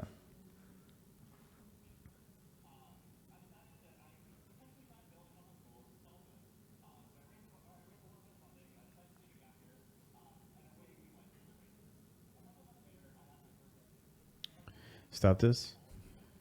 Official plans, bylaws, OLT decisions, application decisions, amendments, secondary plans, community block plans going into a database. Yep. What does this mean? Yeah, what does it mean? Why are some of the lines squiggly? Why are there dotted lines? Yeah, ignore the lines. I was just doodling. Okay, but sure.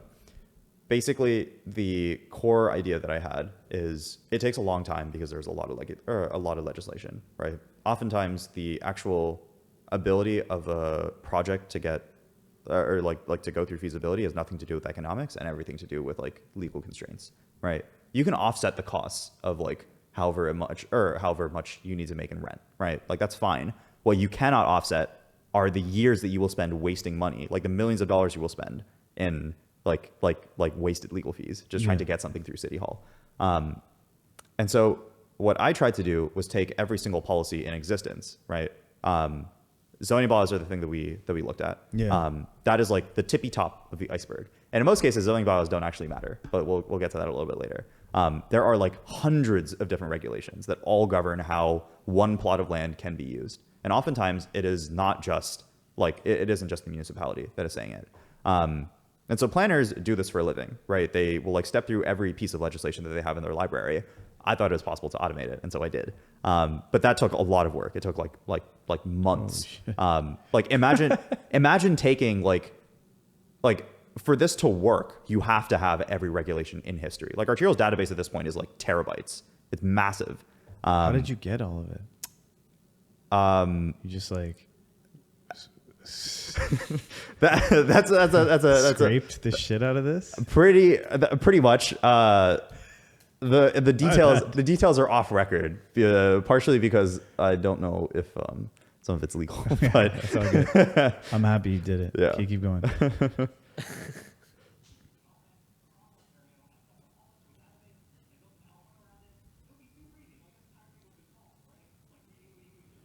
This is V1. This is V0. V0. Can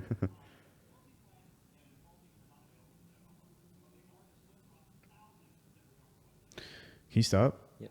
What was the process? Like, you don't have to get into too much detail, but like when you say it's split across like thousands of different government websites, can you speak to the fragmentation of these things a little bit? So one part of it is like, Tommy, you can actually take a look at it. Look up the Toronto zoning bylaws, like the latest ones.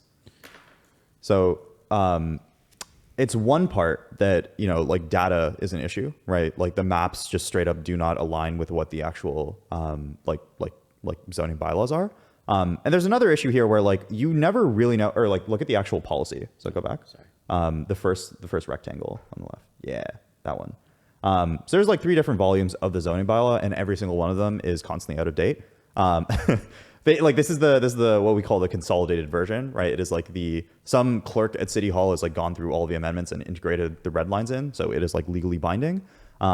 But if you're an actual planner and you are looking at the law, what you actually need to do is like email the clerk directly and be like, hey, it is like whatever the date is today, June or July 17th, 18th, whatever.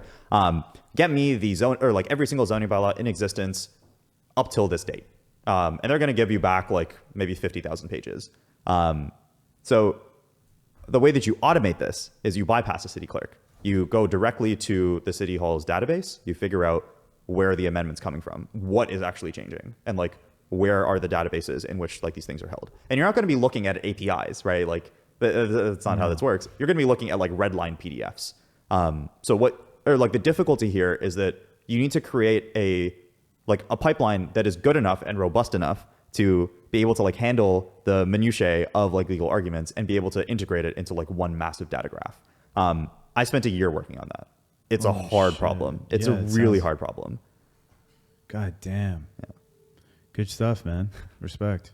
It's cool. Yeah, and the other thing I want to point out here is that like I had no idea if any of this was going to work, right? Yeah. It's like this is an idea at best. Yeah, but you were just kind of like really like driven by the problems in your questions. You're clearly a very curious person. Good stuff, man. 1.7 million extracts. I imagine that's grown by a lot now. Oh yeah, it's like well into the hundreds. Nice.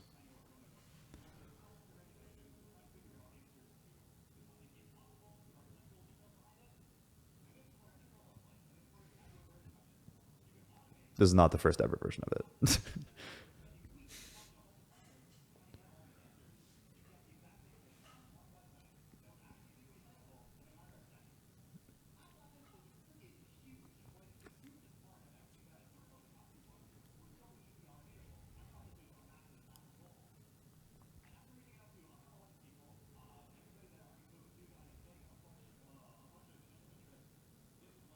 Whoa, interesting.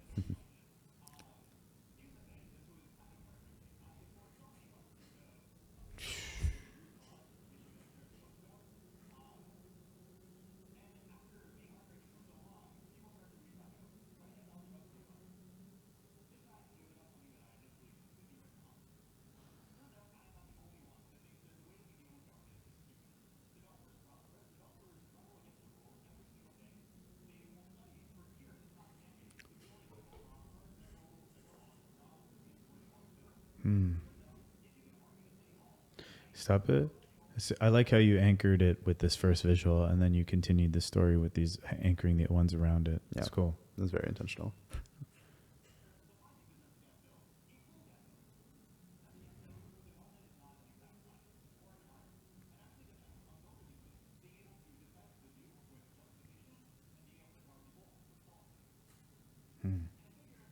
I love that phrase if you can't tell. Yeah, it's good.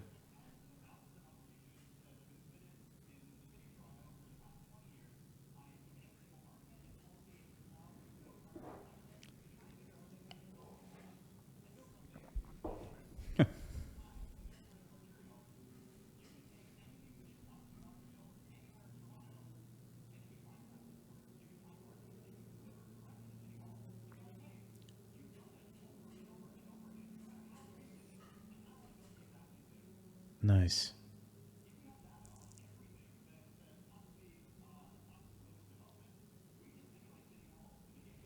Oh, shit.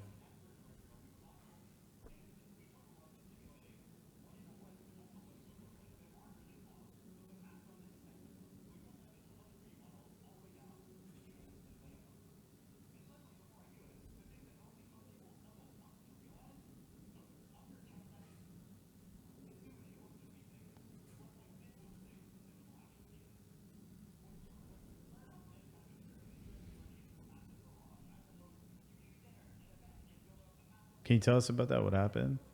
Stop it. Happened with. Like once you started tweaking that, I guess it really resonated with the people who would use something like this, right? Yeah. People, or the biggest lesson that I had throughout all of this is like, no matter how risk tolerant you are, you will pay a lot for stability, and you care about stability a lot. And the site and this being able to cite those specific things, combined with everything else, was a killer feature, I guess. The interpretation part, like the thing that I initially launched with, it was useful for planners, right? It was like, it was good, but it wasn't meaningfully shifting anything, right? Like it didn't. I listened to my customers too much. It's like they were frustrated that it took so long for them to like look up anything, right? And like that was from my own experience, right? It took me like 4 weeks for one project to like look up the maximum height of a building. And what people actually really need is someone to just tell them what like can and can't be done. You don't want to be looking at any of this yourself. And so Arterial's like obviously evolved a lot, like even since this presentation. It's like a pretty big platform now, but the crux of what changed is we went from here's like the law and here's like one tiny little like layer of abstraction on top of it to here's the law and here's like a literal actual thing that you can like come away from. Like here is the building that you can create. Here's like the probability that it will like be able to be created. Here are like the arguments that you can use to like support this in City Hall. And all of this is like rigorously backed up with like all of the policies and all of the planning. Like at this point, Arterial is, I think, pretty close to like the initial thing that I dreamed of. It is like you can go from a set of parcels all the way to a highest and best use, so like the actual building, and have your entire like pro forma. So the big spreadsheet, like the big financial thing, and understand if it's possible in, I think, like under 5 minutes at this point. But turns out that was the thing that people actually really needed. Wow. Yeah.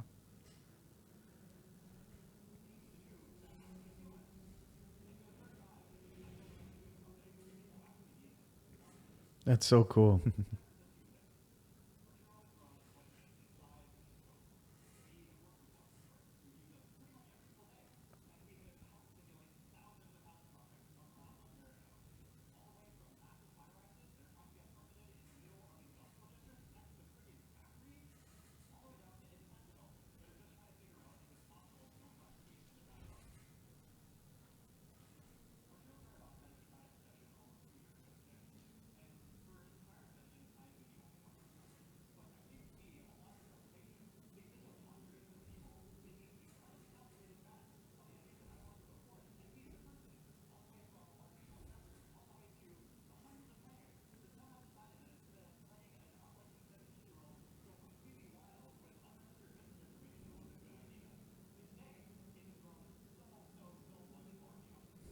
It's cool.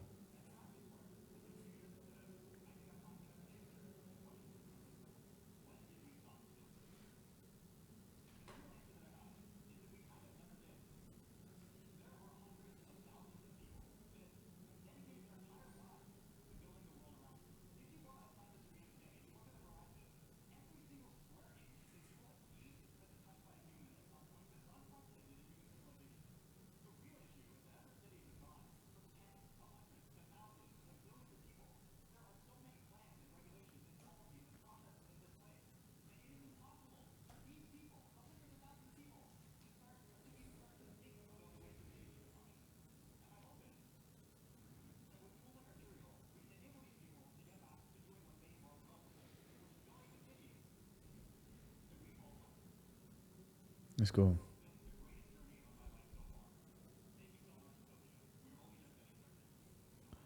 I like the name. Do you think it's interesting? I'm seeing a lot of projects where people are using like AI and LLMs to navigate complexity, like complex information. Yeah. When you have like that kind of like map with all like in the case you have all of that information, it just takes so much time to sort through and to figure it all out. I'm seeing that applied in like a lot of different ways. Is that do you think like this kind of software is this an antidote to some of these problems? Kind of software in the like application sense, yes. Yeah. Not in the not in the computational sense. AI, like at least for this class of problem, I think it is like still far too nascent. And even more than that, like even if it does work, there's still like very much a trust issue. I'm not allowed to use AI like in real time. Like that's in the contract or like the SLA that I have with my customers. What do you mean by you're not allowed to use it in real time?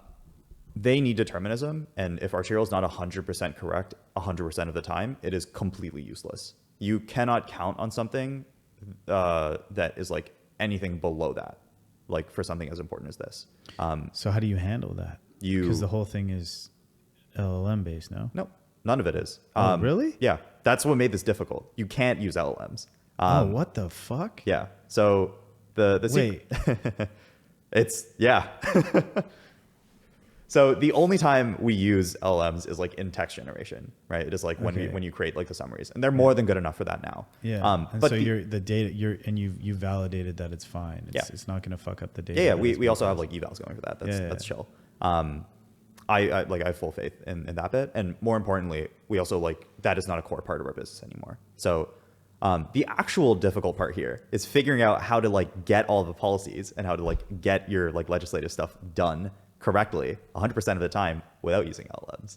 And the way that you actually, the way that you solve that is A, by getting a bunch of policy, and B, by writing a shit ton of compilers. The basic premise behind this, or behind Arterial, is like we have a massive graph of every policy in existence, and then we have like a set of algorithms that can like sort through that graph and figure out which ones are actually like applicable by law.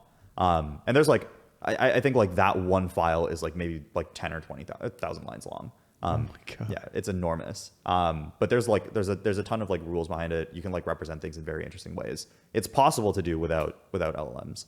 And if anything, I think like that struggle has made us like, surprisingly, the questions that people ask about Arterial are not like, they're no longer, does this work, like at all. That was definitely the case in like 2023. It isn't anymore. Like people just have trust in us. And I think the only reason that was the case is because we didn't use like AI. Wow. Yeah. That's crazy. You also, like, one of the notes you sent me was that your life would be fundamentally different if you had grown up in the age of Claude. So like, Oh yeah. well, you're not using AI in the sense of like in the actual software, right? Like you're not using there. Because you can't, because it has to I'm be legally constrained. exactly. Yeah, and it also delivers a different kind of end result. Yeah. But in terms of like creating the software, are you using AI?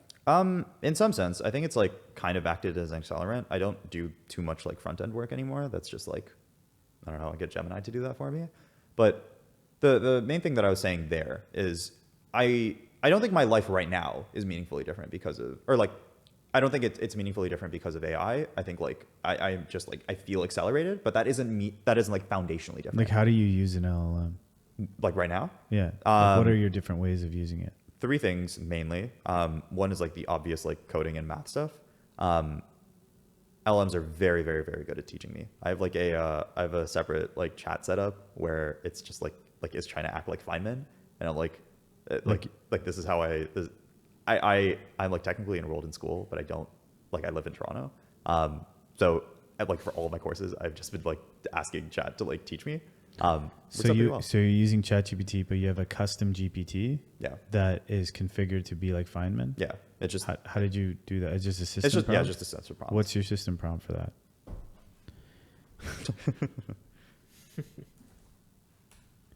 Let's see if I still have it saved. I feel like Waterloo students open their laptop lids in specific ways. It's like how you unsheath your blade. Yeah, it's just like, all right, here we go. Where is this?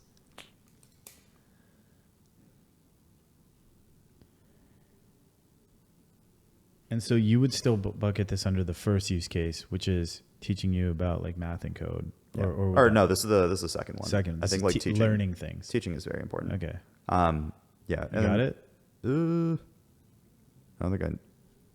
I think I forgot how to look at it again. It's fine.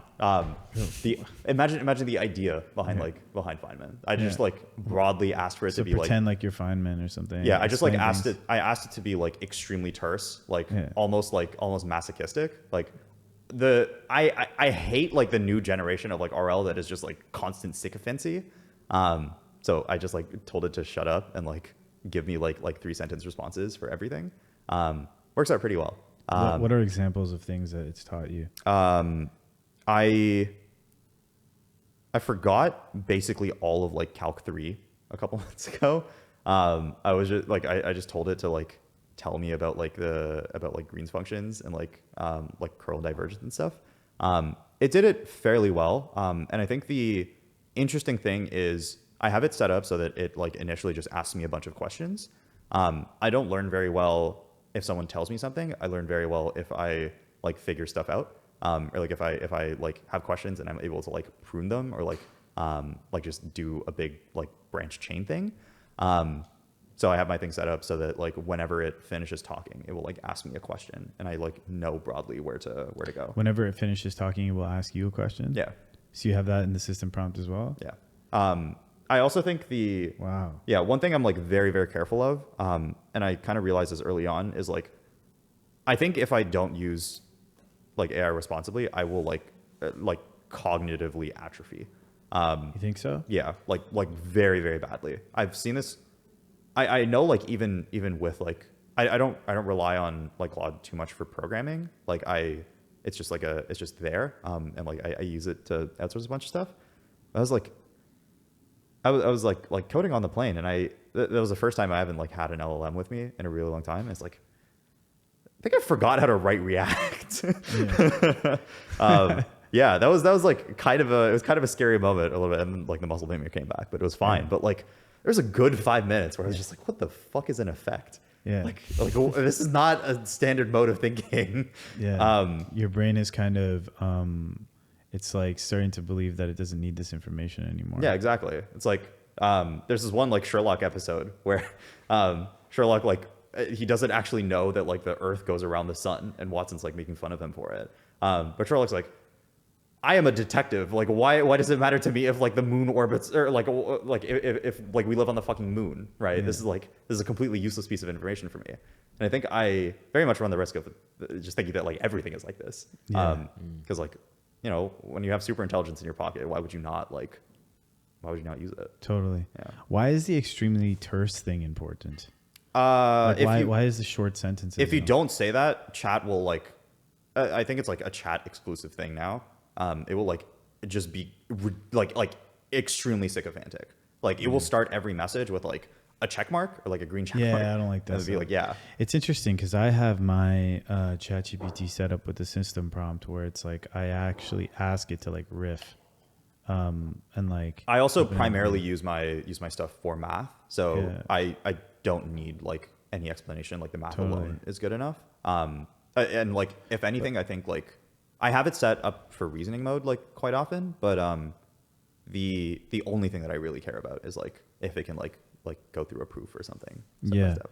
So when you're using that Feynman GPT, are you asking it questions not related to code or math? Not really. I think the third thing that I use it for, that I've like stopped using it for, but I thought I would bring up anyways. I think like the emotional side of LLMs is like still an open question, I think, for me and like a lot of my friends. And we have like, I don't want to say there's like a schism in a lot of my friend groups for it, but I think there is like kind of a schism. It's like, I think they are good at like knowledge stuff. And I think it's very easy to kind of abstract that away and also be like, this is a very, very good and useful like tool for reflection for me. I tried using it and I don't want to do it anymore because it's like kind of scarily good. It's like, these things are so well trained on like I don't even mean well trained from like a pre-training perspective. I mean that they have been RL'd so well, and there have been so many people that have like provided feedback for it that no matter what, when you're reflecting, it will always like, it will give you exactly what you want to hear. Yeah. It's like, you get into this loop and then you're just fucking talking to the thing. I think there's a, like Anthropic calls them like bliss attractors. Yeah. I think LMs like try to, or like they very much steer you into bliss attractors as well. I don't like that. I really don't like that. Why? If I'm reflecting, I want it to be hard. I think if it isn't hard, you aren't reflecting enough, or like you aren't reflecting well enough. So I mean, none of us are perfect, right? Yeah. And I think like broadly, this is like maybe characteristic of like the larger technological shift we are going through, right? It's like tech feels very easy right now. Like we have dopamine on tap, essentially. It's like, I'm one to talk. I have like way too much. I doom scroll every morning. Yeah. But like everything, or like every piece of technology that is like being built right now is like geared towards being faster and cheaper, and just having like our brains on constant like outsourcing mode. And I think like my friends are precious to me precisely because they don't tell me what I want to hear, right? And I think maybe like you can probably cook up like a private or a local LLM that like refuses to do sycophancy for you, but I think like the reflection bit is not something that I'm willing to give it the responsibility for just yet. How often do you do reflection?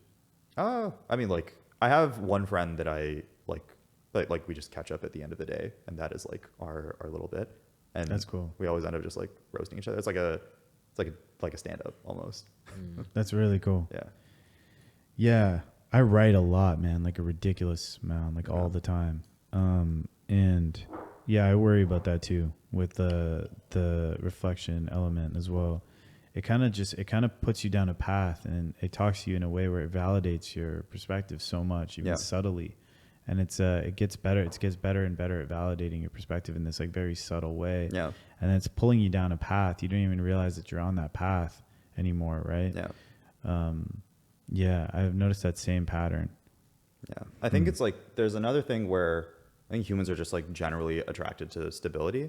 Yeah. And I'm very conscious of like I don't want that in my life right now.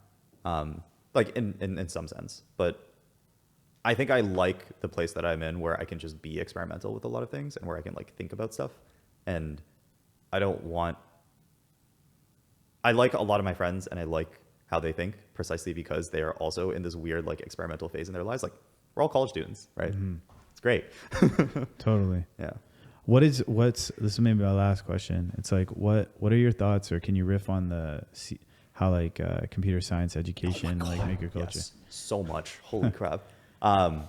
So me and like my best friend in the whole world, we met through this thing called Hack Club. And Hack Club is like this massive, or now massive, like computer science. Can you pull up this Hacker Zephyr thing? Yeah. It's z.rishi.cx/Zephyr. Oh, I'm sorry. Oh. Zephyr? Yeah. Yeah. So, this is a load bearing project for me. This is like maybe one of the most important things I will like ever do. Yeah. I think CS education for me was, I never took a CS course. I still haven't, and I probably never will. I started coding when I was like very, very, very young. How old are you? Like 8.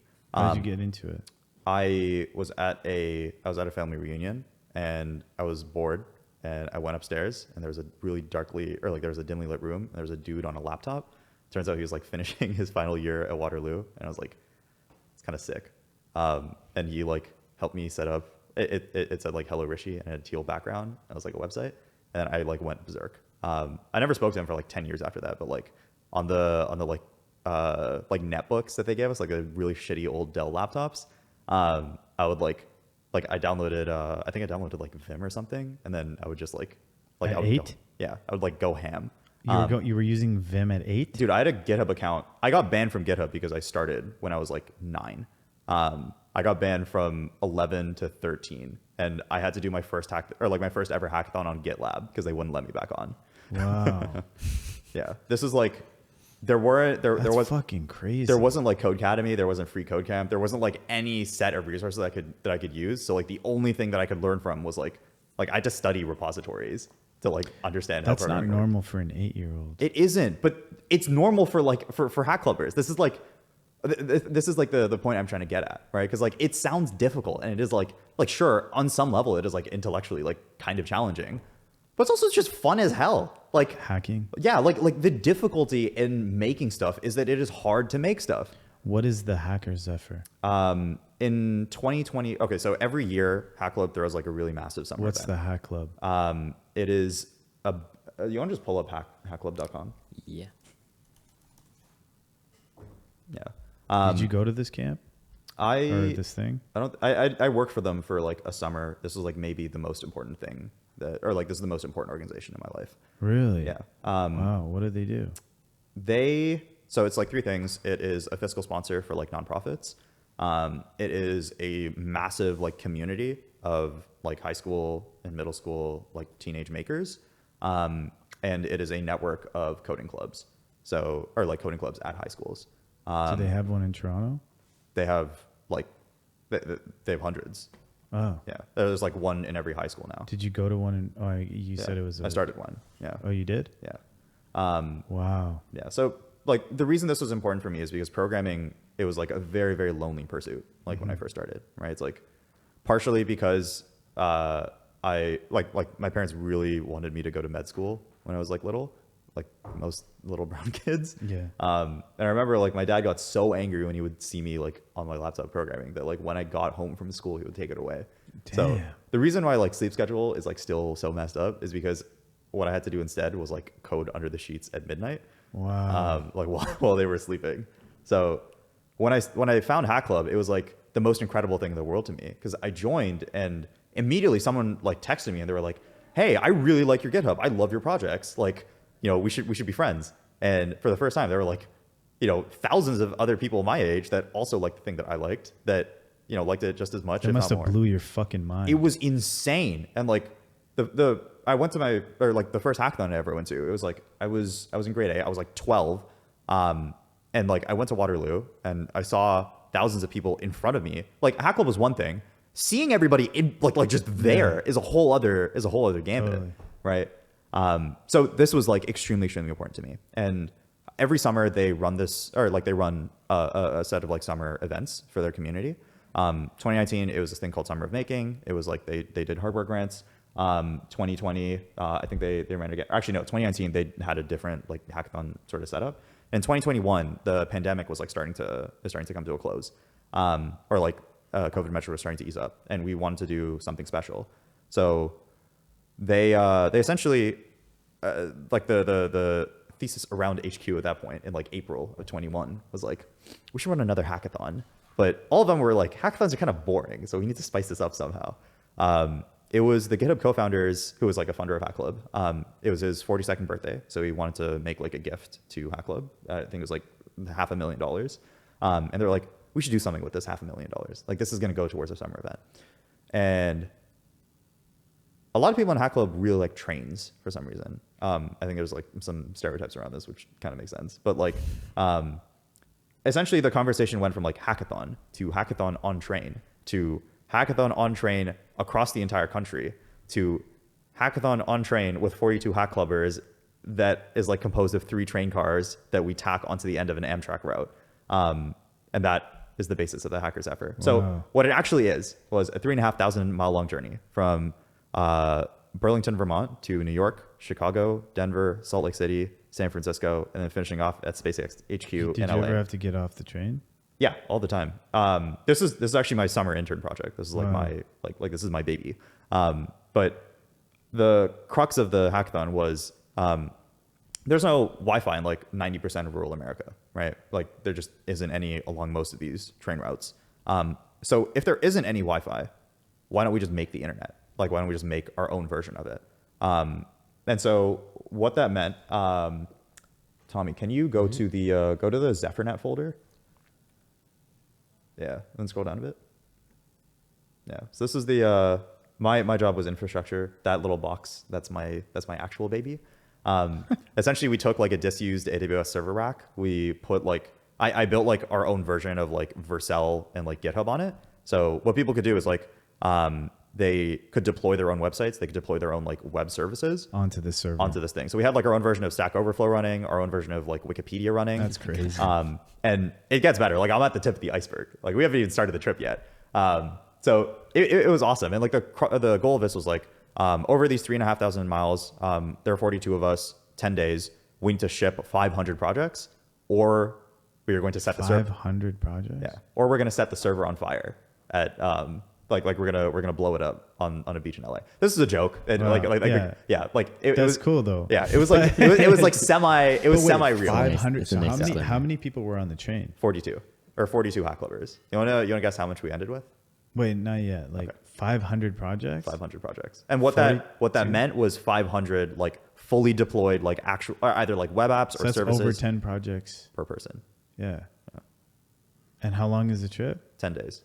Damn. So that's what you did. You increased the amount of output. Because like it's normally hackathons like 3 days. Yeah. Okay. So how Yeah. many projects? Yes. 600? Yeah. 623. Yeah. We cooked. But that's nuts, man. Yeah. And dude, these are all high schoolers, right? And it's like my favorite thing were like the search engine wars. So people had people were there were like hundreds of projects obviously, and like people wanted to like constantly navigate through all of them. So the missing link here was the ability to search through websites. So one of my friends, like initially, this was like maybe on the second day, he shipped this thing called Zoogle, like the Zephyr Google. And then half an hour later, someone put up like zing.zephyr, like the Zephyr Bing. And there was like duck, duck, train. And then somebody took the algorithm from Zoogle and rewrote it in Rust and called it Rugle.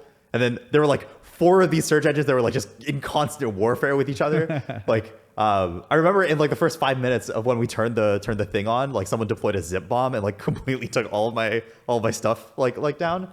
And at the very end of this trip, like we put the ZephyrNet up at Hack Club HQ. Like we mounted it like the Dragon capsule at SpaceX, like on the ceiling. And we connected it to the outside internet. And the most beautiful thing happened. These search engines started indexing the outside web. Wow. So they worked. It was crazy. It was like the most incredible, like I was seeing I still remember it to this day. Like I saw the logs and like I saw all the caches working.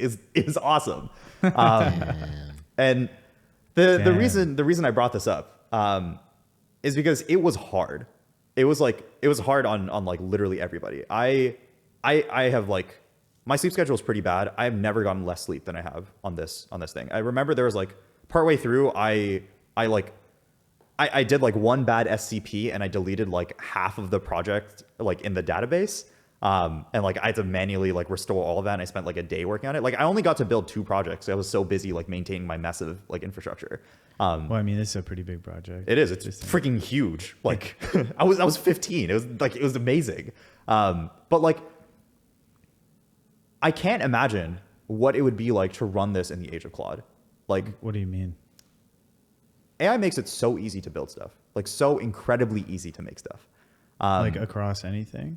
Or just anything, code? but like coding in particular, right? Mm-hmm. Like I think this as like a class of problem is like it's not. Well, this is like you have to go. You got to get the server. You got to know which server to get. I'm not talking like that was our job, right? Like we were just running the train. But like I'm imagining for like these people. I right? see. It's like I logged into Hack Club for the first time I think like a week ago, or like first time in maybe 2.5 years. It was for a different thing. But I think the like meta has shifted so much around like making stuff now that like LLMs are like a thing now. Like Hack Club when I was around, like Replit was still they're still the company that was like the IDE like in the web, right? And that was their whole shtick. And now they're like the IDE that you don't need to like code to like do anything for, right? It's just like the IDE that can do everything for you. And I think this is like good for progress. And I think it's like not good for humanity, right? Anybody can build anything. But there's also like, I fell in love with programming because it's like a craft, right? And because it is like it's like its own sort of class of problem. And I don't think if I grew up with like Claude teaching me how to code or like me using like Cursor, I would like fall in love with it in the same way at all.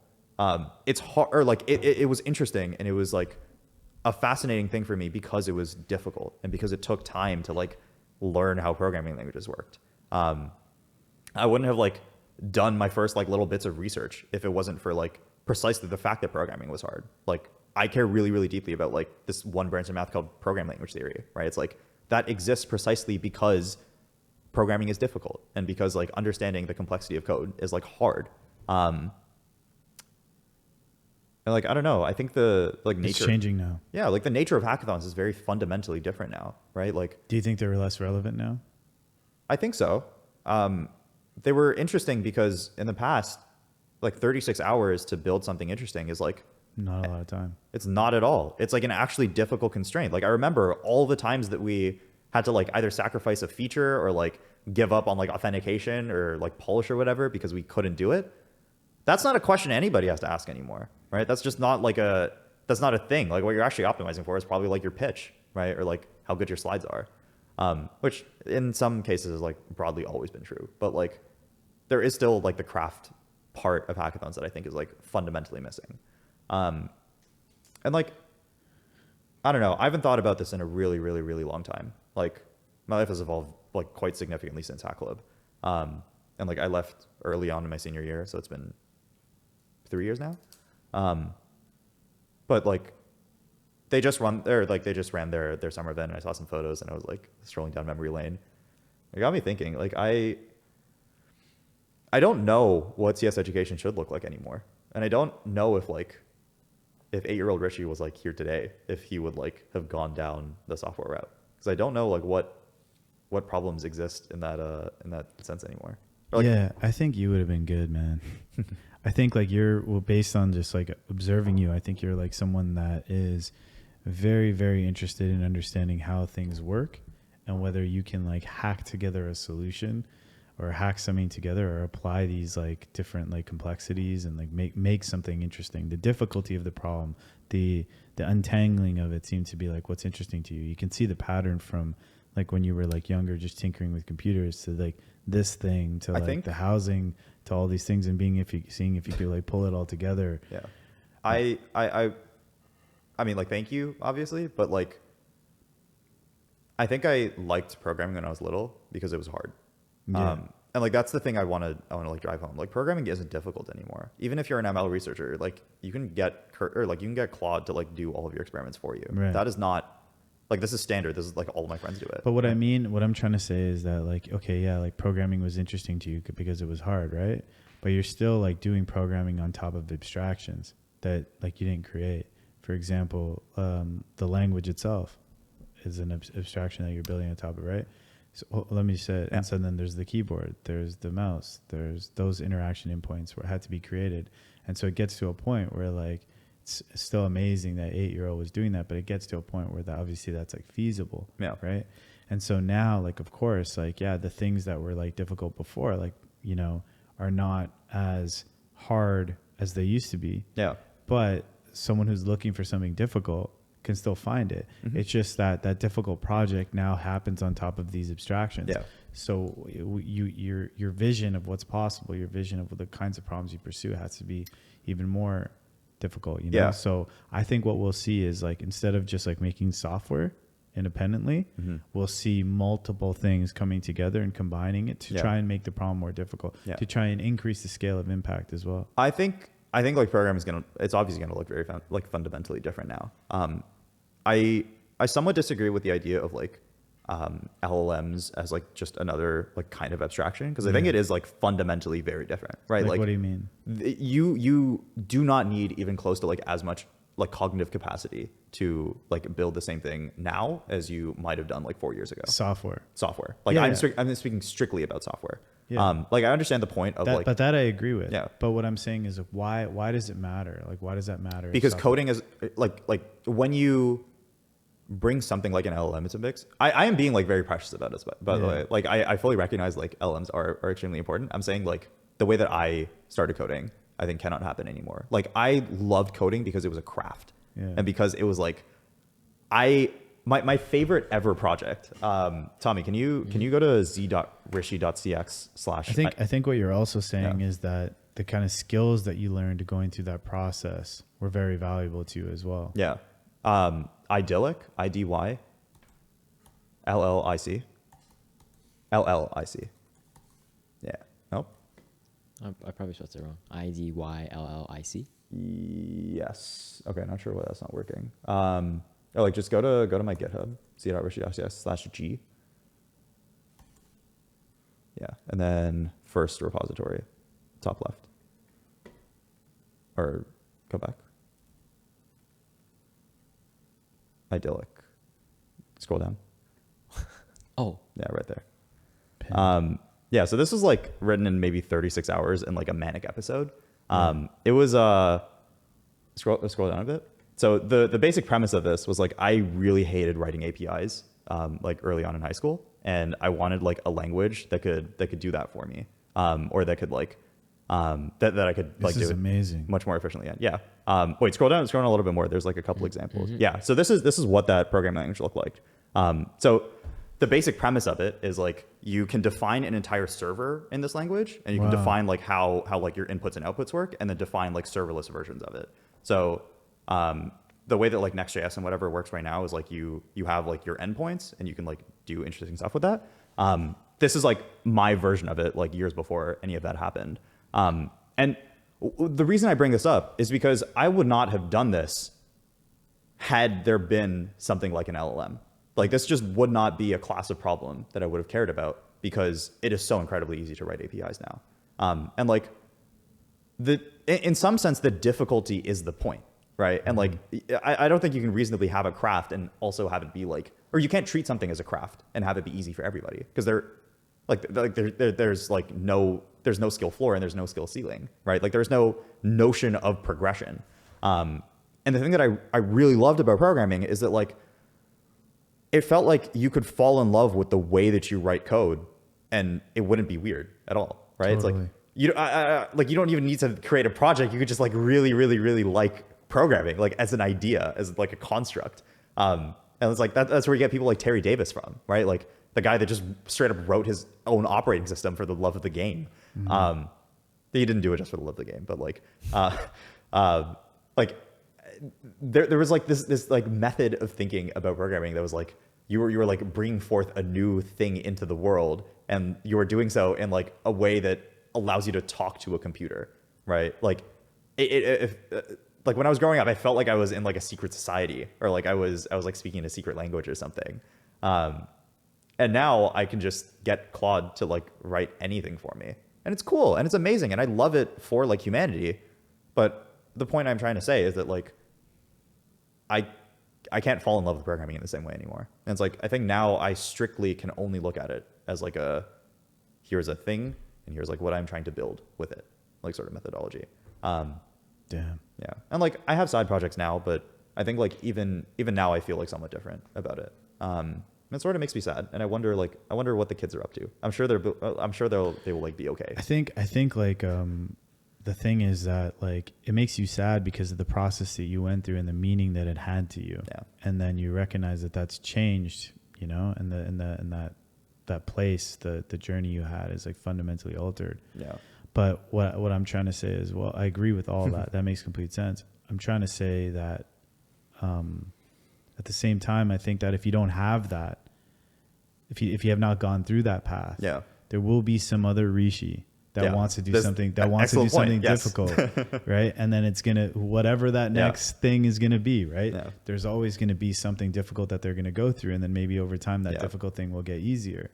I'm mourning my like, but it's very here. relatable. Yeah. I think a lot of my friends that are like really, really good computer programmers, they do it for the love of the game. They're processing a lot of these same things. Yeah. It's weird, man.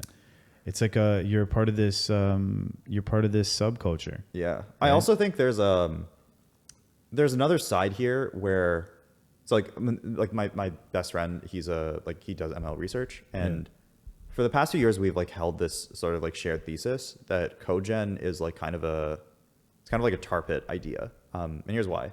So what does tar pit mean?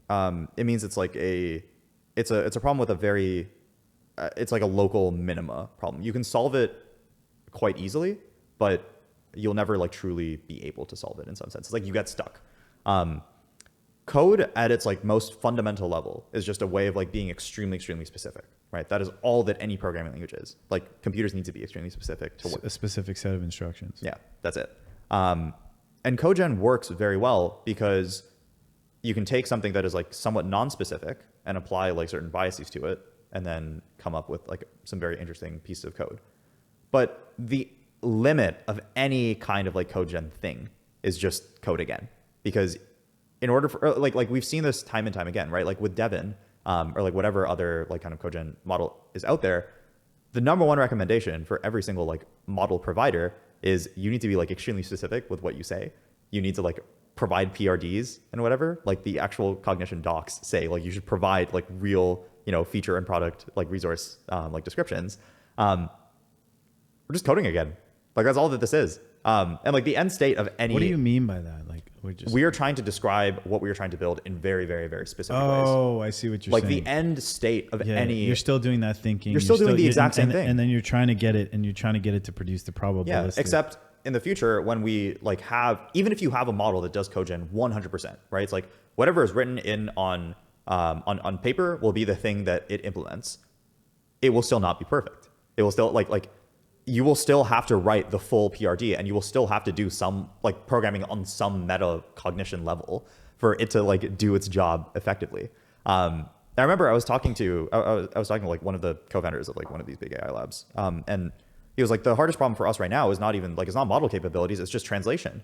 It is like the number one, like the hardest part of all of this is like taking good, or like it is taking like prompts and ideas and bringing them forth into like some level of reality. Like Lovable is the fastest growing like Swedish startup, I think, since like Spotify. And the only thing that they did foundationally different from like every other model provider is they just added taste into design. They took the exact same models. They took like Claude. Can we see Lovable? Yeah, they took like Claude Sonnet 3. I was actually on their website. I've never used Lovable. Neither have I. But or like I tried it out yesterday because like I wanted to bring it up. But scroll down. Like just look at some of these generations. Like this is a code generation. This is a code gen thing. But like the only thing that they did differently is they biased it towards like good design. They like in their system prompt they were like go to the second one. Yeah. Cryptocurrency trading thing preview. Yeah. It's like the only thing that they did was like make their outputs actually look okay. And the thing here is that like it's all right. It's not crazy. For for a model, it's pretty solid. Yeah, like, for a model for sure. I would imagine the only thing that they prompted was like give me a like a crypto tracker, right? And basically the issue with Cogen right now is that like if this isn't what you want, you still need to go through the full like sort of PRD thing. Yeah. And so I think like unless we have like Neuralink or something, we're still going to be dealing with the exact same issue of like just word throughput. It's just now we're dealing with the same class of problem in a highly non-specific language. What I've learned, this might be interesting to you, but like what I've learned from some people that are like non-programmers, but like very interested in making software, and they try to like see how far they can get with it. Yeah. A common pattern that I notice is that they hit the limit of their architectural understanding. So, you still have to understand the architecture of software, right? Because you can get it to generate stuff, but you still have to understand how things link up. Yeah, you know what I mean? How what does what, and that's like a thing that I'm noticing. I have high confidence that will be a solved problem like very soon though. The like architecturals. Yeah, I mean, I think we're like probably gonna have software engineering like as a class solved probably this year. But the problem, the thing with that is that if you break down that architectural thing, which like when I'm saying like you're limited by what you understand architecturally. Architecturally in terms of like software architecture? Like what I mean is like you got to really think about this as a person who does not know how to code. Yeah. Right? And so if someone doesn't know how to code, they have to understand that, okay, if you're making a website, that website exists on like a server. You know what I mean? Yeah. And like you're making a call to the server and it's bringing something back, right? Yeah. Or like there's a database, and like if you've never set up a database before, how the fuck are you going to do that with an LLM? Like it doesn't make any sense. I think it does now. Yeah. Now that we are like kind of in the era of agents, the second era of agents. Yeah. And they like actually kind of work. I think that I think it's an issue right now. I don't think it's going to be an issue for like too much longer. I think really? like yeah. The thing that I am actually kind of interested about is like, I've heard this problem a lot. I think it's like fine, okay. Like you don't like the end state of this is that you don't actually need to know anything about programming to build anything. Like agents will just be able to figure it out. Yeah. That like this lines up with me according to our trajectory. What I am interested in though, is like, I think agentic capabilities have not been, this is not like a solved problem yet. And I mean this in the sense of, I wonder who the auth provider for agents is going to be. Yeah. I wonder like who is going to make it possible for agents to like sign in on your behalf and like perform actions on your behalf and like do permissions or like do permissionful things on your behalf. Because when you say like setting up a database, I don't trust like any other human to set up a database for me. Yeah. Right. But I would probably set up, or like I would probably trust an agent to do that for some reason, but it's not possible right now because I don't want to give an agent my password. So I think there's like probably some like unicorn company waiting in the folds to like be built here.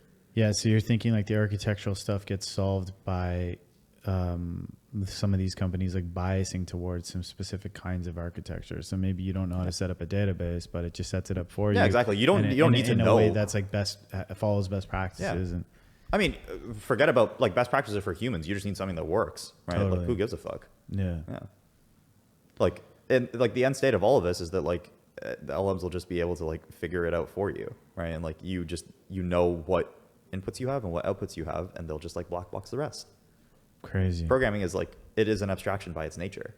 It's just now maybe you can like talk to your code instead of actually needing to look at it. Crazy, man. It's 12 o'clock. Holy shit. Oh my God. Yeah. Sorry, man. Yeah. Yeah, you're a really cool dude, man.